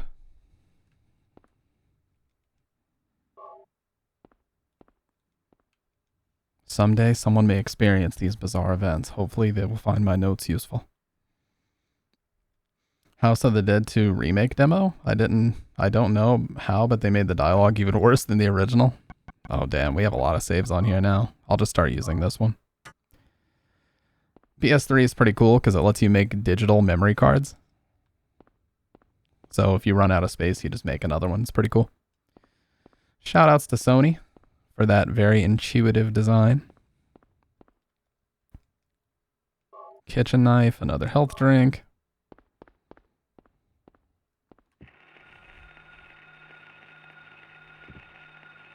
Yeah. Zoomers won't remember memory cards. Radio. What's going on with that radio?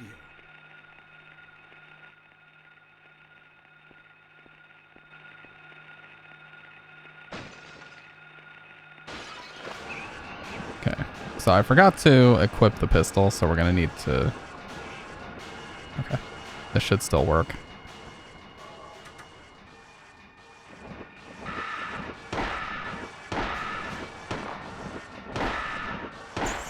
Okay. This is not a dream.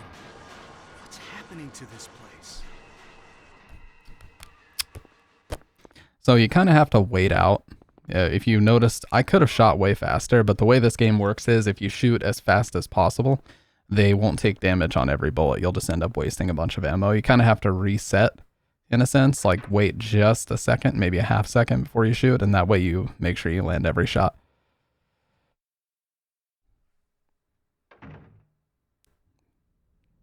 Where could Cheryl have gone? I guess I'll check that alley again. So... if anyone is playing for the first time, I'm also going to be offering a little bit of tips to help make your life easier. Because I know that there is still a lot of interest in this game and the other first 4 Silent Hill games. So first things first, when you come out of the cafe, you're going to want to grab these 2 boxes of ammo, freebies on this bench right here. But after this, you're going to run up to a convenience store and we're going to load up even more on health and ammo. So you'll see by the time we're done with this very, very first area, we actually have a pretty good size inventory built up. Yeah, they're called air screamers. I don't really know the symbolism or whatever behind them, but yeah, they're basically just fucking pterodactyls. I don't know where the I don't know what the logic was behind them, but they're just fucking pterodactyls, dude.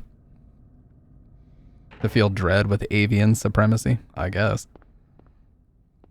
All right, health drink right here.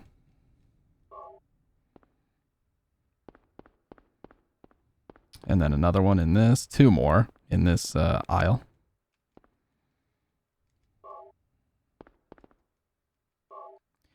And first aid kit. So with that, we get another save. I'm gonna save for the store here. I don't think the game ranks you. That's where the PT demo refers to pterodactyl. Wow, dude. And I thought I was the one with the tinfoil hat on tonight.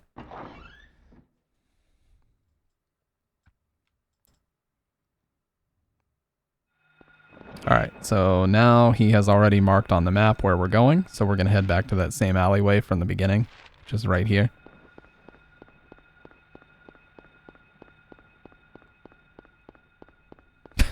Yeah, whatever you're smoking, dude. What the fuck? Got him. Roasted by Kendo himself. Alright. Can't wait to see how fast John drops that dislike on my video.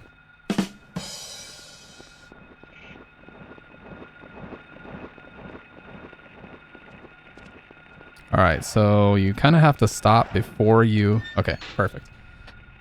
So Harry has like a crazy amount of momentum in this game, and you kind of have to like let off of the stick entirely, because if you just run into things, he just slams into the wall and you can't open them. So you kind of have to stop, like, again, a full half second before you open things and then just mash the action button.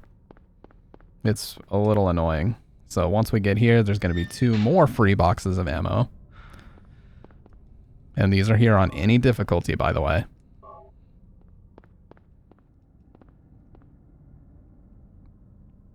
It's a school. Isn't this Cheryl's sketchbook?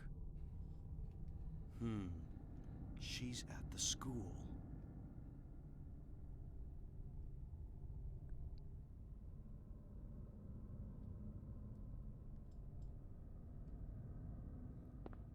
Alright, and then our first legit melee weapon, the steel pipe. They do a bit of a throwback in Silent Hill 3 with this by having it be the first melee weapon you pick up in that game too. Sketchbook cover. This picture, it's me. The first picture that Cheryl drew in the sketchbook that I gave on her 5th birthday. Okay, so before we've even made it to the first major area, which is school, we now have 60 bullets, 5 health drinks, and a first aid kit. So we're pretty stocked up already.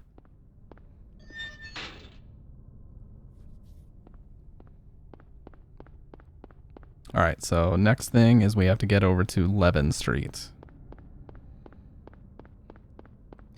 It's actually pretty crazy how many people do a first playthrough of this and are basically fed up with the game by the time this intro area is over with. And I can totally understand why. It's very frustrating. Oh, you piece of shit. That's not common to get that, to take that hit right there. So, once we get out of this alleyway. Okay. Yeah, so 11th Street's right over here.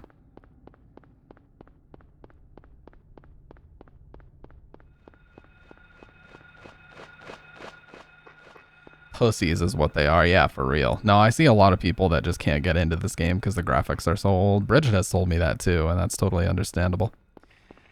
It just, if you didn't grow up with PS1, this shit straight up just looks like Legos. You know what I mean? It's like not even remotely convincing of what it's supposed to represent in some areas, but for me personally, the PlayStation 1 was the first game console that I could actually comprehend what was going on and play the games on it, so I fucking love PS1 to this day, and always will. Doghouse, 11th Street. So if we examine the doghouse before we get this, then it won't trigger anything, except a really weird thing where he says, like, there's a doghouse, but there doesn't seem to be any dogs around, even though there's 2 dogs, like, fucking attacking you. So we're actually gonna check. Now that we've seen the note telling us to check the doghouse, when we check it, we're going to find a key. House key was hidden in the doghouse. Take it? Yes.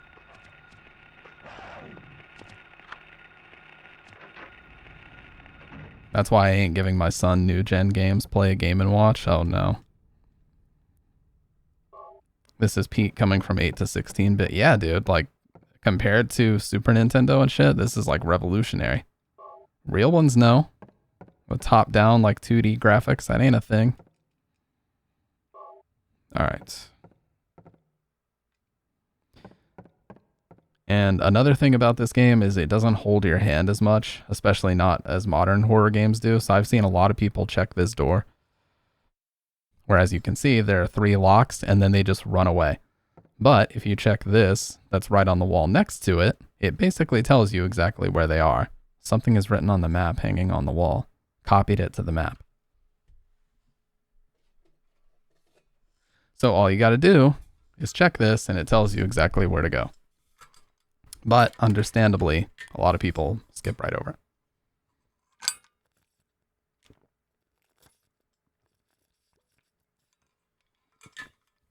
Sorry, I haven't had any legit hydration yet tonight. It's only been coffee. So, all right. Oh yeah, and I drop a save because I'm playing this on essentially Sony's version of like Virtual Console, which is the PS3 digital download. And these games do sometimes crash, so it's good to save frequently because you might experience a crash randomly out of nowhere. Okay.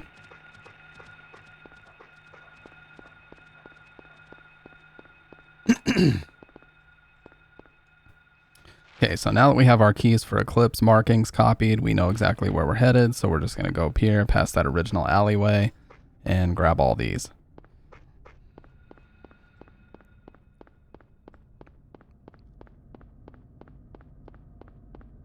I like the names of some of these stores. Fish and Fries. There's also Happy Burger. This is the first time they used Happy Burger. Dude, the Xperia Play. Oh my god, I remember that thing where it was like a PSP Go and a cell phone all in one. I remember that shit. I remember they actually got with a YouTuber named Tabe, who was a Swedish Call of Duty YouTuber, to promote the Xperia Play when it first came out. That actually could have been a really cool idea, but unfortunately they just didn't support it.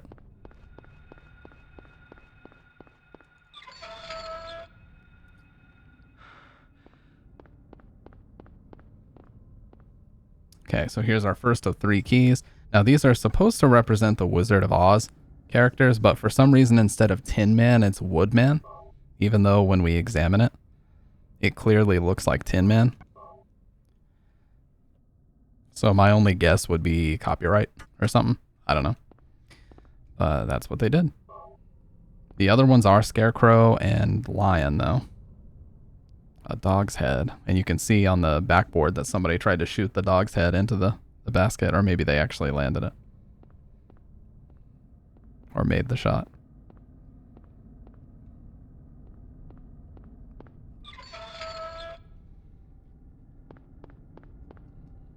Yeah, PSP Go was kind of like their answer to Apple, but Apple had too much of a chokehold on the market at that point with the App Store, and they just couldn't compete. But the PSP Go was like their attempt to make the PSP into like a mobile competitor. So Michael Jordan was in Silent Hill. You hear that, Wang? Where's the Jordan 11 Silent Hill collabs for real? That are like orange and rust colored. That would be sick.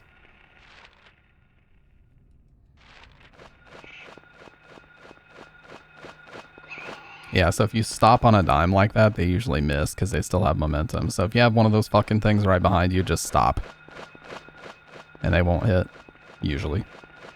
Not saying it works 100% of the time, but it's very effective.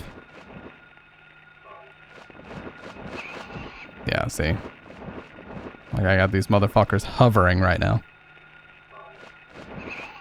Ooh, they tried it though. Alright. Buckets. Alright, one more. I might need to go ahead and heal. I'll just use one of these because we've got plenty. And then our last one is down at the end of this street. Yeah, strafing is very fucking weird. You'll watch someone play this game and think that it's responsive, but when you actually play this game, every input you do is delayed by like a quarter second, and that's just built into the game. There's nothing you can do about that. It's not like an HD TV input lag situation, so it can be very annoying to play this game. I've played it a lot, so I'm used to it, but I wouldn't expect everybody to just want to do this, per se. Dog, I ain't even gonna lie. My sorry ass about to make some mac and cheese at bloody 10 p.m. Dude, is there ever a bad time, really? Tell the truth. There really isn't, okay?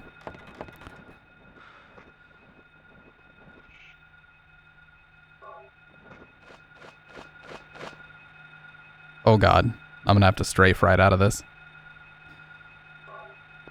Oh, okay. I held it. Satanic references. Dude, Michael Jordan, I'm not gonna lie, some of his nicknames are absolutely absurd. Like, why do people legitimately call him Black Jesus? Like, that is so cringy. To call a fucking grown-ass man Black Jesus. That is so cringy.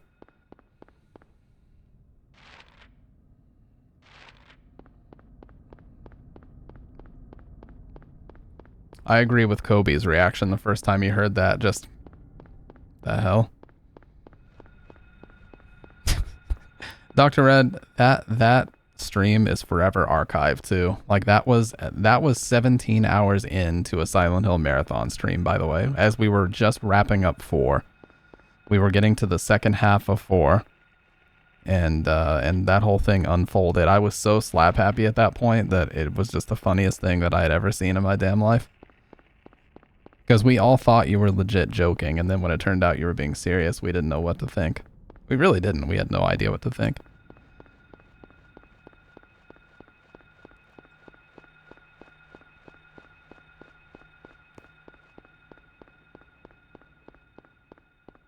Alright, back to 11th Street. We have all 3 keys now. One more. One more intersection here.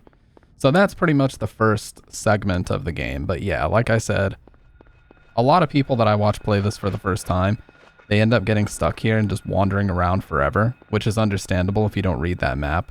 So, not only is it a difficult game to get into, It doesn't hold your hand, and there's another part later on where you can legit just get stuck like forever. Well, not forever, but you'll definitely be very confused as far as what the fuck you need to do. So,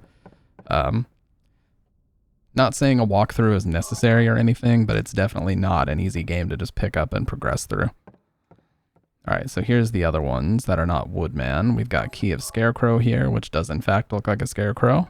And then we've got Lion, which does in fact look like a lion. But for some reason, no Tin Man, it's Woodman. So, I don't know what that's all about.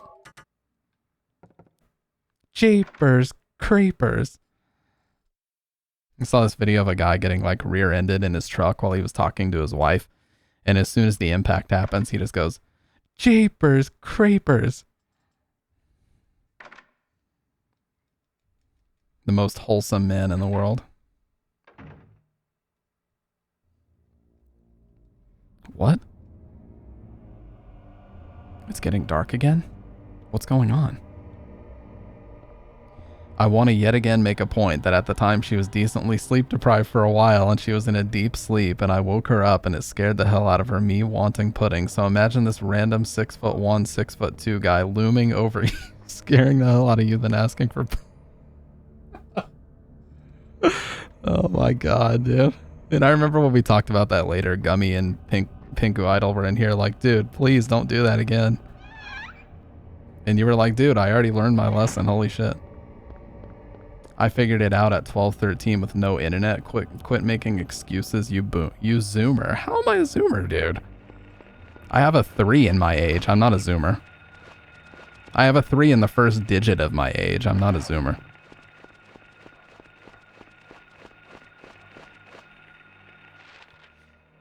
False accusations, dude, and I will not have it.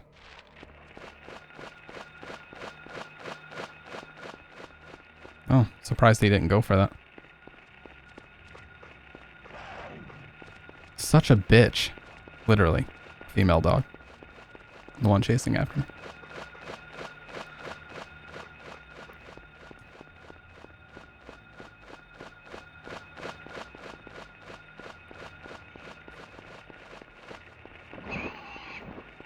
Dude, they are all over the place tonight. What the hell are they doing? What is going on? Alright, so we're gonna get to the school bus with our fucking flippers on.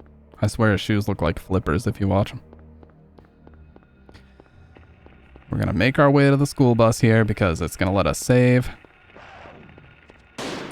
Oh, what's up, Sick? Bad What? ending canon. No, dude. You guys realize like you can use the AI voices when you resub, by the way. You just got to put a voice. You got to put the name of the voice at the beginning and then whatever you want to type after that. But you can totally use the AI voices. What's up, Sick? 42 months. Holy shit. This man cannot be stopped right now.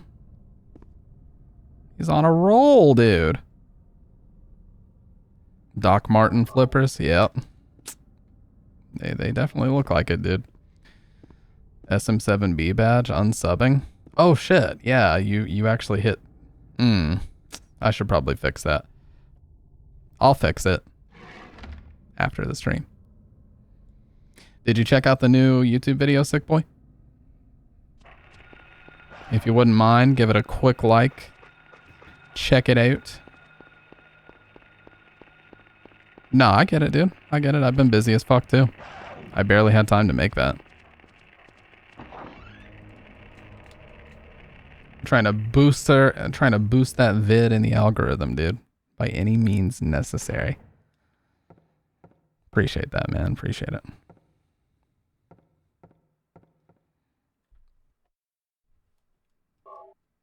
Okay.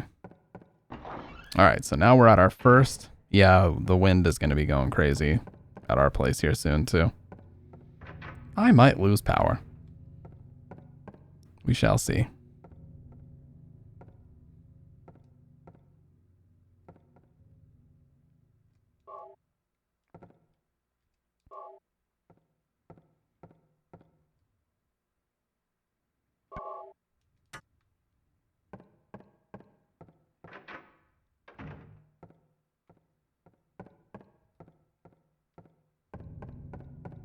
Love this ambience, dude.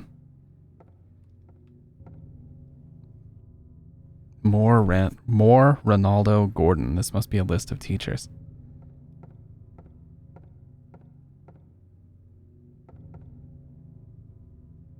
It's written in blood. 10. Alchemy Laboratory. Gold in an old man's palm, the future hidden in his fist, exchange for sage's water.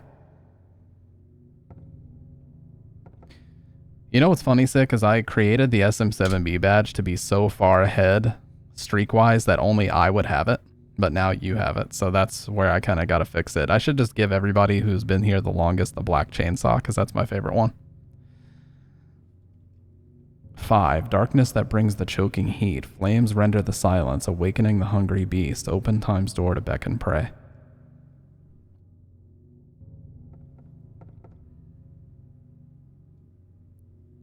A place with songs and sound. A silver guidepost is untapped in lost tongues, awakening at the ordained order. If I'm Harry, I can't traverse Silent Hill without techno syndrome in my ears. True. We've got a couple more health drinks, I believe. Or no, some ammo. But we already got our health stuff out of the infirmary. A picture of a door. I don't know who drew it, but it is certainly in bad taste.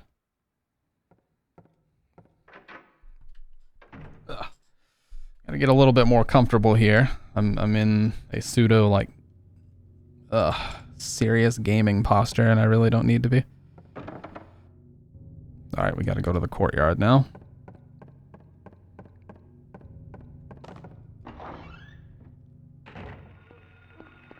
One of the laggiest parts of the game.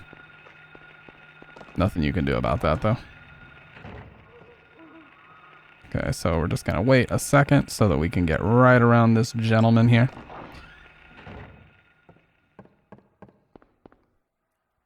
So the first place we're gonna go is the alchemy lab, which is right here.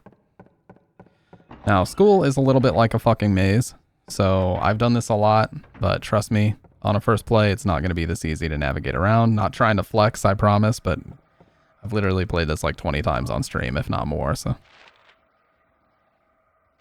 Okay, so chemistry lab right next to it.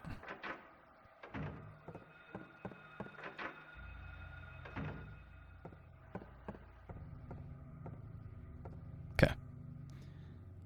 Statue of an old man's hand, the fist shut tight as if never to let go. You know what has been like my favorite game in the past year though, you guys, was Mouthwashing. What a great game that was. Holy shit. I still think about some scenes in that game. It was so good.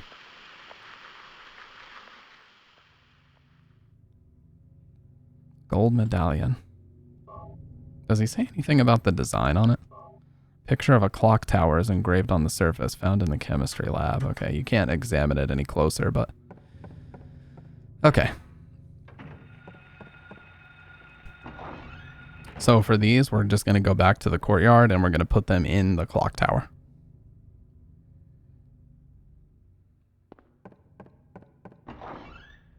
So, okay, just to stop him enough. Oh, is it that bad where you're at, Dr. Ren?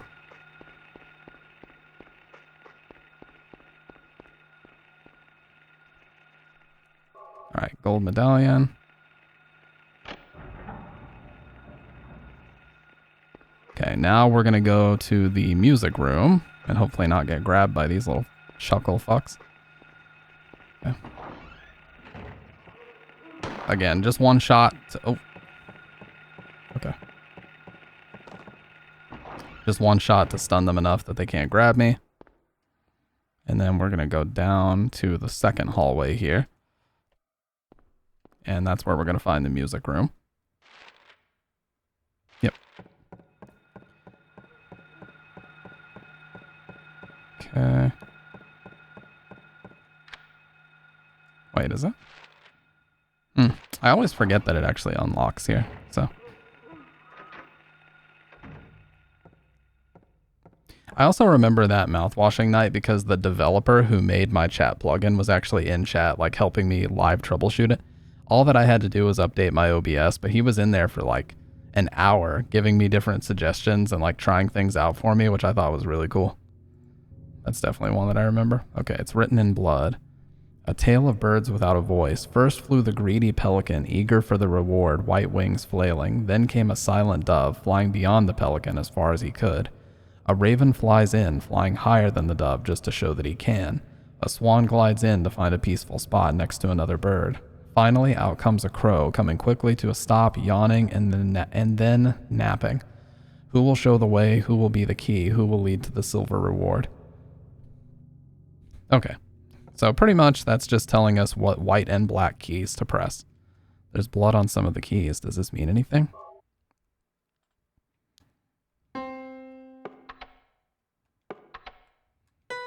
Okay.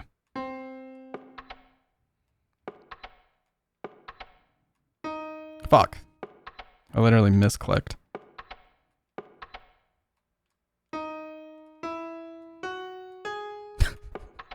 Okay. Okay, so 1, 2, 3, 4, 5. Yep. I just had to focus up right there. I had to focus up, dude. I had to lock the fuck in. You know how it is. Sometimes you just have to lock the fuck in.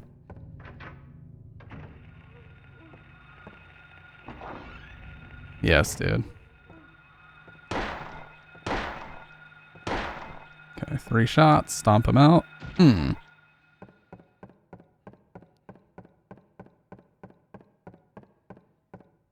Okay, now we're going to put the silver medallion in, and then the last place we need to go is actually the boiler room. Yeah, right in the gonads. Okay, we got a good angle here. And again, just stick next to the benches on this side. They don't typically grab you if you stay over here because they don't have time if you do it quick enough. So here's the silver slot. Let's go ahead and put this in.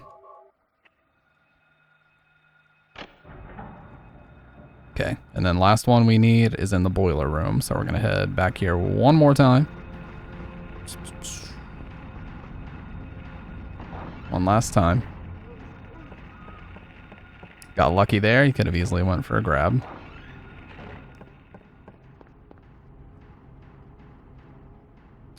It feels great being a degen in here. I'll be a limited one at that. Yeah. See, this is not so much a degenerate stream. I like to joke about it and say that it is, but the reality is it's not. There are so many more degenerate streams, and some people lean into that stuff like it's part of their brand. Like, you guys remember Sandwich, right?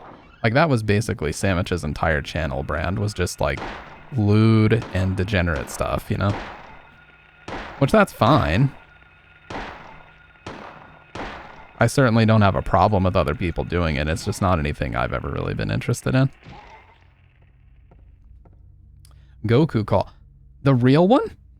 Said he wanted to spar with you. I told him to instant transmission in front of you and punch you at full power. I promised him your ki is weird and cannot be measured as a power level. I also promised you would be more than capable of blocking the attack. Have fun. Wow. Dude, can I at least do a crypto scam so I can complete the YouTube creator arc before that happens? This is bullshit. Oh, he tried it though. Oh, dude, oh my god, this is bullshit piece of fucking... Okay. He fucking locked on to that one, so he spun around and walked toward him like a... Oh my god. This is... Fuck you. Deserved. Deserved. Yeah, I have to complete my YouTube creator arc, dude. I have to do a crypto scam before anything like that can happen. Give me time, dude. My career is just starting out. It's just blossoming. Okay, here's the last one.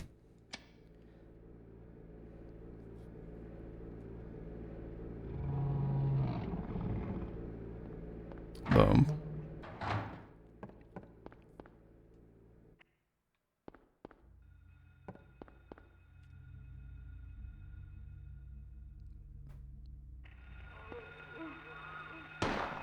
Okay, that shot literally just whiffed. How the fuck? What a stupid game. Bullshit game.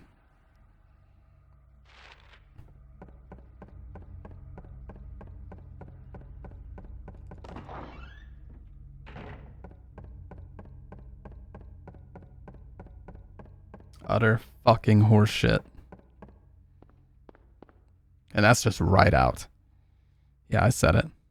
Only if you play ukulele in your apology video with fake tears. Dude, we definitely need to make, I'm sure other people have already done this, but I definitely need to do a YouTuber apology tier list.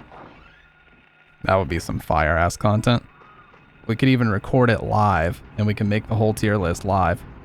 You know? Turn the game volume down just a touch here. It's a little loud in my ears, you know?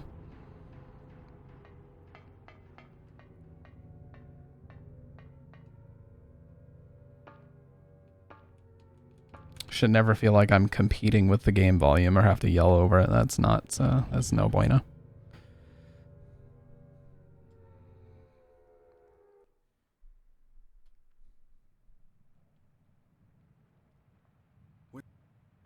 Yeah, the voice clips kind of get fucked up sometimes. On PS3, nothing I can do about that. Have I been here before?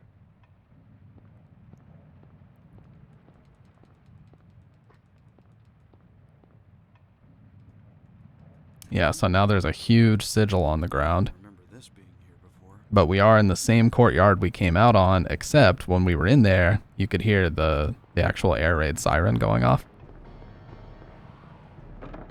Dude, just saying the word siren. I don't know where the hell Siren Killer's been. He's like disappeared. I don't know if we've seen him in several streams. One of my favorite rooms in the game right here. Look at this. A huge fan is rotating. If approached carelessly, I may be sucked in.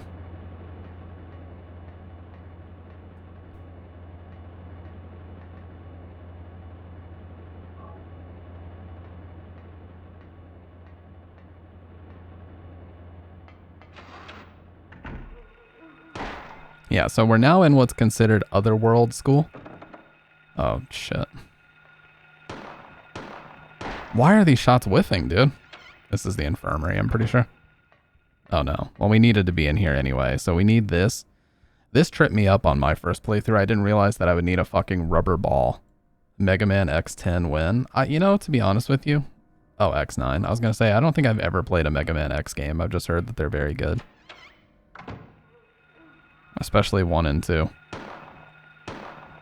Seriously, why the fuck are these shots whiffing, man? I'm hitting them. What fucking more can I do?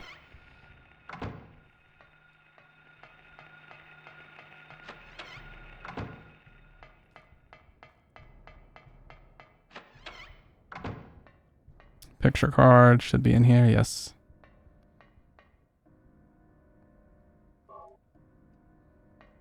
Cards are scattered. Yeah, I can't examine it, but it says a rectangular card with a picture of a key found on a desk in a classroom. It will change your perspective on what a good game is if you play Mega Man X. That's how good it is. Is there, I'm sure there's like an easily accessible collection on PC, but is there one that is like a better version to actually get? Or are they all about the same? Oh my god, look at these descending upon me, dude. Yeah, can he get like a Hadouken and a Shoryuken in it? I remember seeing Caleb Hart playing it, and you can do both. Which is cool, because it is a Capcom game after all. So it makes sense. Okay, so we're going to go infirmary. There should be some more healing, and we can also save in here again. And then we should be able to finish up the second half of school here. We just need 2 keys. We need the classroom key and the library reserve key, and then we're good to go. Guys, I think I drank too much caffeine. I'm like beyond fucking wired right now. And I am not coming down from the caffeine rush. I went a little too crazy. I gotta chill out.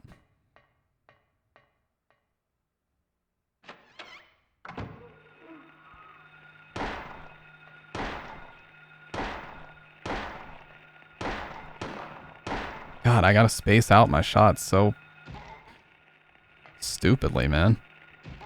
I've never had to space out my shots so much. It's just everything is fucking whiffing tonight.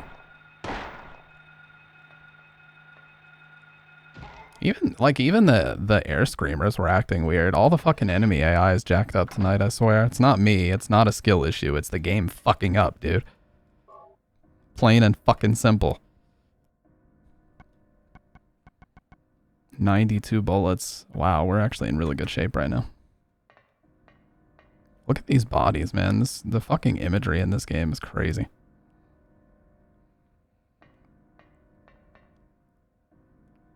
What? Is this a door? If it is, there's no keyhole or even a knob. If I push it, it moves a bit, but it certainly won't open. What's this? In the center of the door is a horizontal slot. What's it for? I don't drink decaf, I drink half calf. But I don't have any half calf right now, so my strategy is to use full caffeine and just brew it super, super light.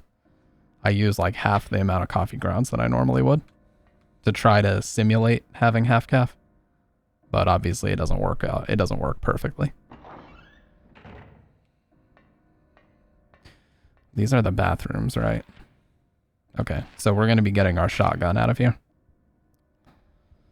Not this one, but one of the bathrooms has the shotgun in it. So you notice it took a little bit longer to load that. Check this out. It's because it actually teleported me to the second floor. See?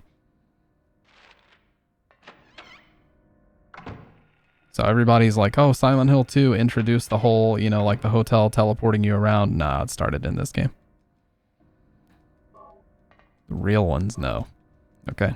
Real ones fucking know the truth. And it's right there in front of your face, dude.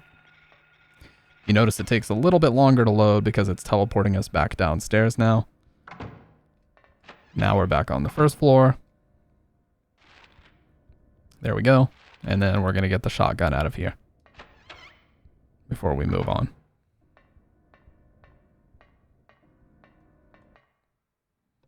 Yeah, the real ones know, dude.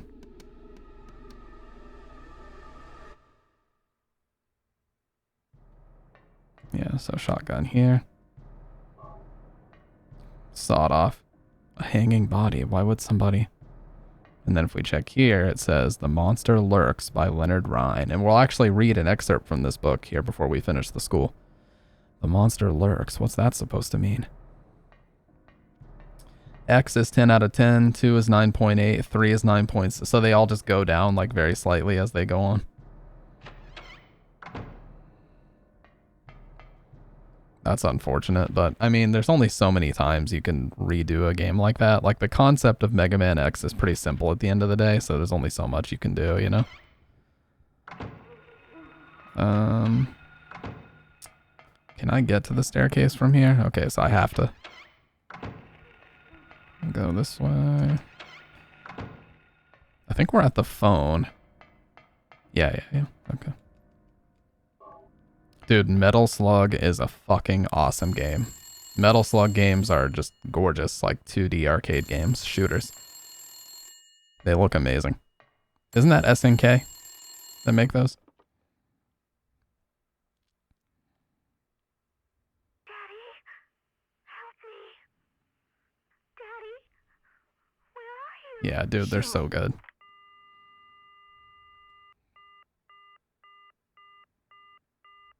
That was Cheryl's voice. I know it.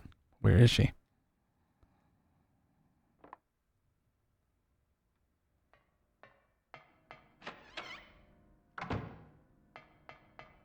Okay, so we need to go to the roof, and of all items that we need to use up here, it's that pink rubber ball that we picked up in the storage area is what we're going to use up here.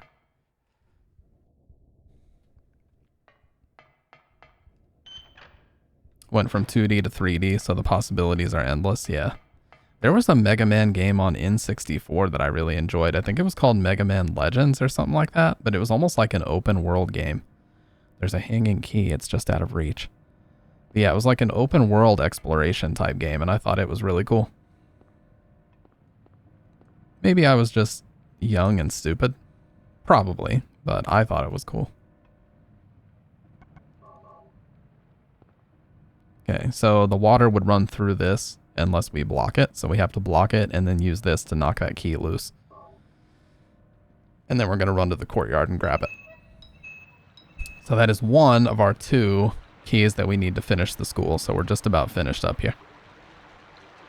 The other one we need is going to be in the locker room on the 2nd floor.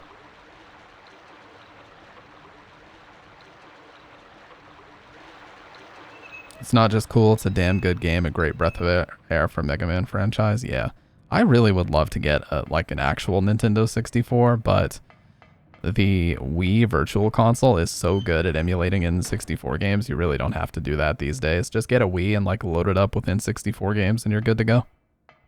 Virtual Console on the Wii is like amazing. They run so well. Yeah, I was gonna say your avatar is a serve bot. Did you ever play Adventures of Tron Bonne on PS1? Apparently that's a really rare and expensive game, like physical copy these days. Or the Misadventures of Tron Bonne.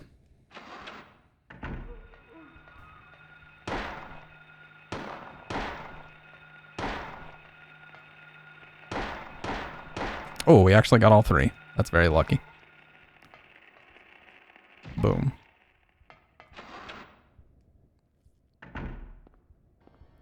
We killed everything out here, so we're good. So we're just going to grab this, head on up, and we're good to go. No, my controller's doing that fucking turbo thing. So the adapter that I'm using, I'm playing on a DualShock 2. It's a Brook adapter that's connected to the PS3. But there's some button combination, I still don't quite know what it is, but if you like click the stick in and press another button, it enables turbo on that button. So I guess like just me randomly clicking the stick every now and then, I keep enabling it. So I have to, gotta reset it every now and then. Okay, so this hallway down here, whichever hallway has the locker room, that's where we're headed now. Okay.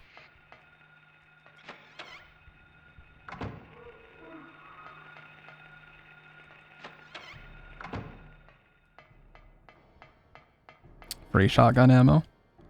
Misadventures is nice, but not as good as 1. 2 is kind of iffy. Yeah. See, I am most happy with fucking Dead Rising. Keiji Inafune, I feel like that's his finest like 3D game that he ever made. And that's why there's so many references to Mega Man in Dead Rising.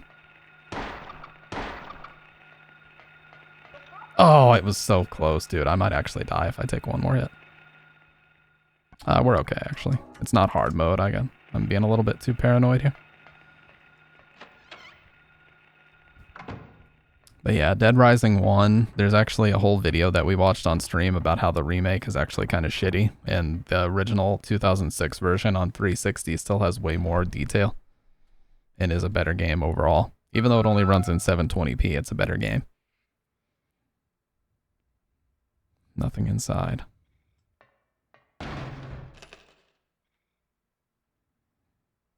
A corpse. Speaking of, do you guys know that guy named Corpse, like the actual content creator Corpse that had the super deep voice? Isn't it fucked up what happened to him? Like basically a picture, everybody had like these fantasies in their head about what he actually looked like. They were like, oh, he looks like a fucking Sigma Giga Chad because his voice is so deep, he has to, dude. And then a photo got leaked that showed he just looked like, you know, your average everyday like skinny nerdy type guy. And then everybody just insulted him relentlessly. It's just like the Dream situation. Obviously there was other stuff going on with Dream. But what is it with these face reveals like ruining people's careers, man? It's so fucked up. It's fucked up how cruel people are about shit like that.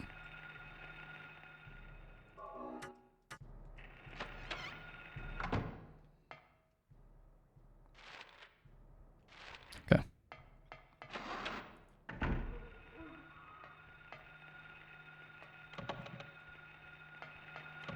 Oh god. Oh, I tried to strafe it out, but it was too delayed.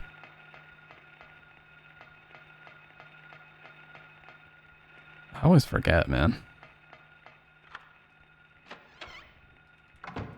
No, he wasn't even catfishing. He just didn't want to show his face. Like, he just said many times, like, I don't want my face on here. But of course, because he blew up and he was such a big creator, eventually, you know, fucking everybody started looking and trying to track down every tiny little possible detail of like a photo that may have been uploaded of him online. And then apparently they tracked it down from like a Facebook friend that was confirmed to be his. And then they found a picture of him in it. And it's like, so stupid, dude.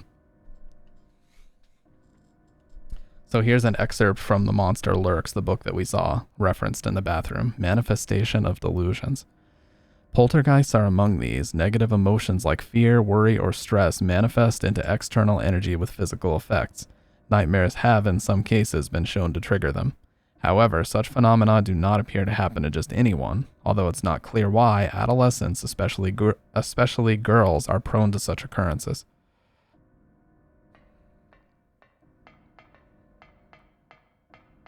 Gorals, I don't know why I tried to say it that way. And then you guys will see a ton of this when we actually play Silent Hill 3, but this is a massive reference that they make in 3 to this game with the Out of Order fairy tale. So we have this book that's just laying open, and it just starts like right in the middle of the story. Hearing this, the hunter armed with the bow and arrow said, "I will kill the lizard," but upon meeting his opponent, he held back, taunting, "Who's afraid of a reptile?" At this, the furious lizard hissed, "I'll swallow you up in a single bite." Then the huge creature attacked, jaws open wide. This was what the man wanted. Calmly drawing his bow, he shot into the lizard's gaping mouth. Effortlessly, the arrow flew, piercing the defenseless maw, and the lizard fell down dead. This is from an old fairy tale. I remember reading it as a kid.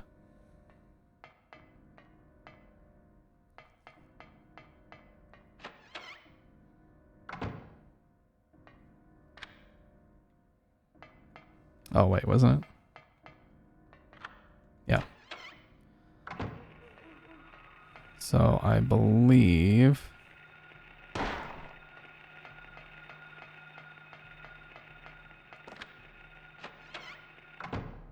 Okay. Cross onto the right, and we are done with school. Now, there's a very important, well, we do still have a boss fight, but there's a very, very important room that we have to make sure we go into. We get a bunch of shotgun ammo and an ampule, which, if you don't know, in Silent Hill games, an ampule is a full heal. And there's only, I think, 2 of them in this whole game, so it's very crucial that we get this one. So we're going back down to the boiler room. But, again, boiler room is over here, but you want to make sure you go into this room first.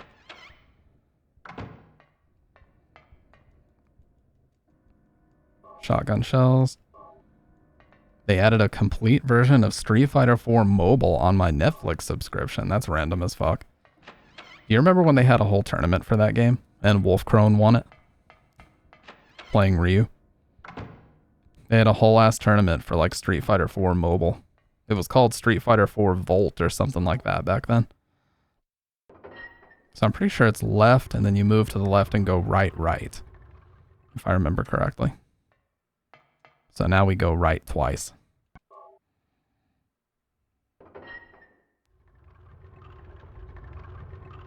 Yep, that's it. No, that's not right. The fuck? What am I thinking?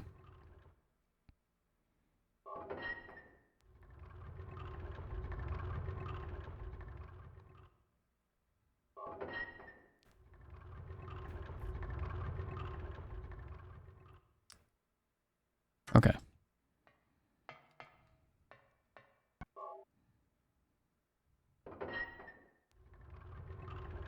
There we go. Nope. God, dude, this is so annoying.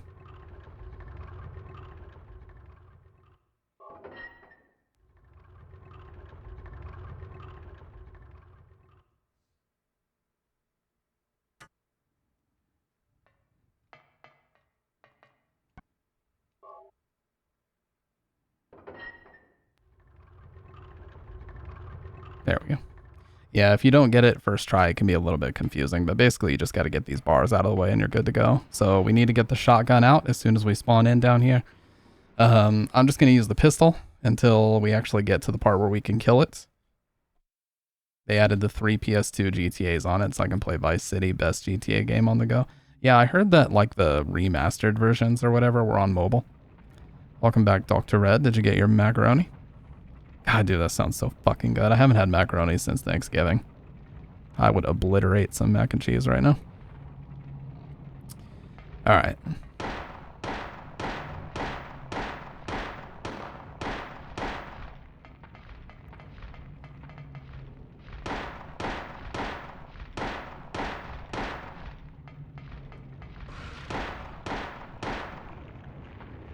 Okay, so when we hear that sound, from here on out, he's going to open his mouth, and we're going to blast him. Should take 2 shotgun shells to kill him.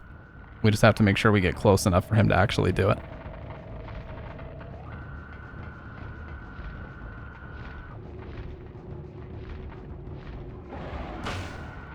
Yes, got him.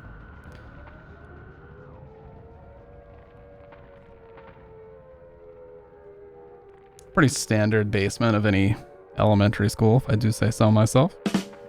I fail to see anything weird about this.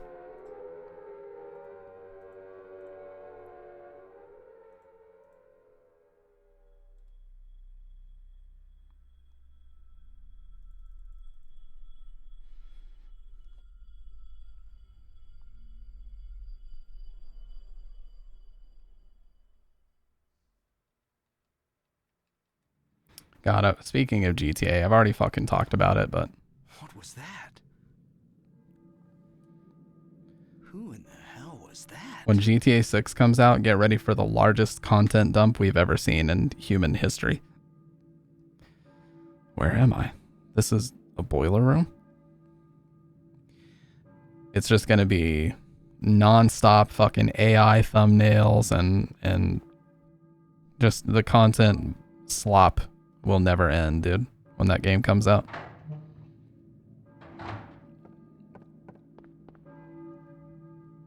Easter eggs and things you might have missed is going to be a massive category of videos for the first few months. A church bell, maybe? Who's ringing the bell?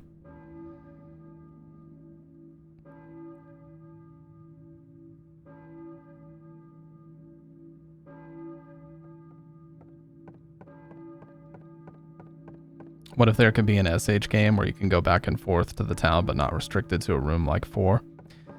I feel like it could be cool, but, you know, we know that, like, it would kind of break the rules of the whole teleportation thing. Like, the teleporting only happens within the town, and only within one specific area. So it wouldn't, they would have to do some serious, like, you know, Walter's Wacky World style fucking storytelling to make that even possible. List of teachers, K. Gordon. That's it. I'll note the address down on the map. Oh yeah, that's back to the courtyard. We can't go there. Wind getting worse, gamers. Yeah, it's supposed to be like basically all night.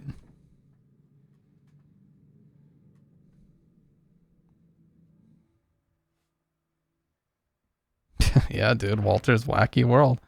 They literally made up that whole, you know, other way of summoning the demon for that game to even work, like lore-wise. Otherwise, it would make no sense how you could be at a place completely independent of Silent Hill with all this shit happening. Respect the use of the trademark symbol too, I really do.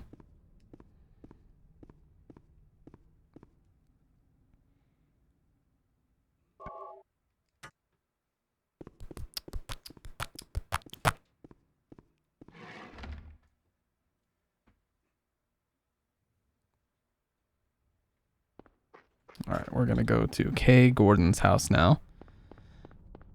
So K. Gordon is kind of a throwaway name, but it's just the name of a teacher. But in Silent Hill 3, we actually, toward the very end of the game, get to read a lot about his involvement with Alessa and why he was even referenced in this game. So they do expand on a lot of things that are kind of left up to speculation in 1. They kind of answer those questions in 3, which I think is really cool. And it's part of the reason why Bloober Team under no circumstances can do a remake of 3 first, because you need 1 before a successful remake of 3 can even exist. By the way, it's all but confirmed. It's either going to be 1 or 4, but I just saw an article from like a week ago that Bloober has already agreed to do another project with Konami, where they didn't say anything about it. They didn't say it was Silent Hill, but they said they're doing another project based on an existing Konami franchise where Konami will continue to be the publisher and Bloober will continue to be the developer. So basically, without flat out saying it, they're doing another remake, which is cool. So if they do another one, it has to be 1. It literally has to be Silent Hill 1. They could randomly do 4, but I would not It needs to be one. It really does. This is the one of all the first 4 games that really badly needs a remake. Truly it does. So they better do it. Or I will be pissed the fuck right off. And they're going to be hearing from me, dude. They won't be hearing from me. But I'd like to raise hell about it. They just wouldn't care what I had to say. I don't speak for the community. For that, you'd have to go to people like Enigma. You'd have to go to people like Maxi Lobes. I don't speak for the Silent Hill community at all. But those people certainly do. Remake. Well, Shattered Memories is already a pseudo remake. Shattered Memories was created because the company Climax Studios had already basically put the story of Shattered Memories together, and Konami was actually looking for someone to remake 1. So then they said, okay, so you want a Silent Hill 1 remake, but we already wrote this story, so how about we just combine the two and we call it a reimagining? So that's what ended up happening there. They just combined the two and called it a reimagining. Is there any ammo or anything up here? I might as well check. Probably is. Yeah. As long as I'm not blocked off at the end, I can just go across that road anyway.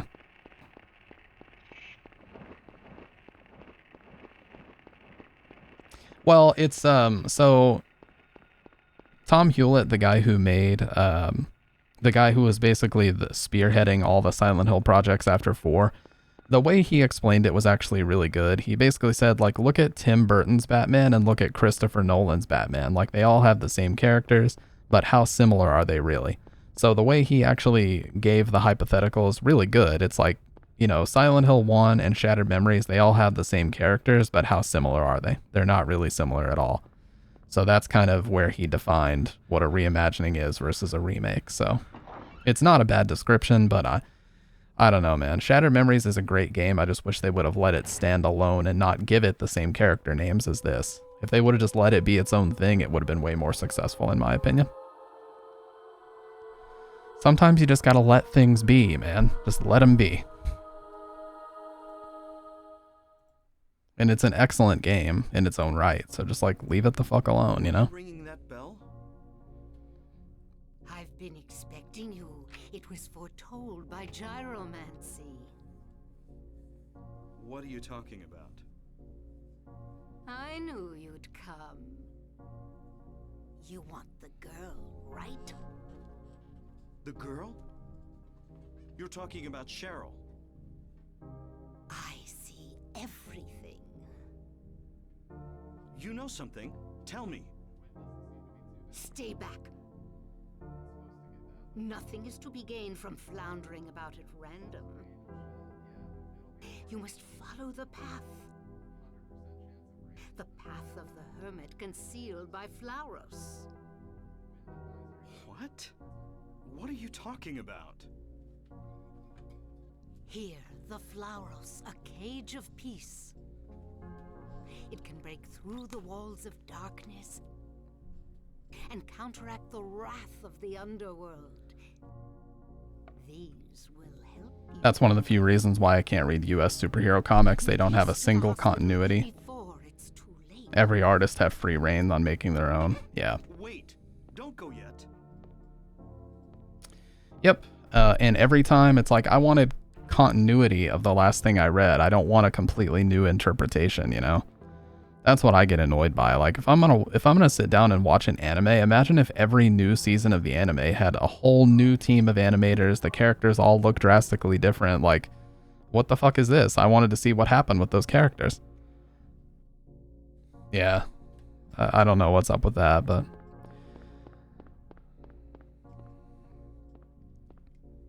Anyways, gamers.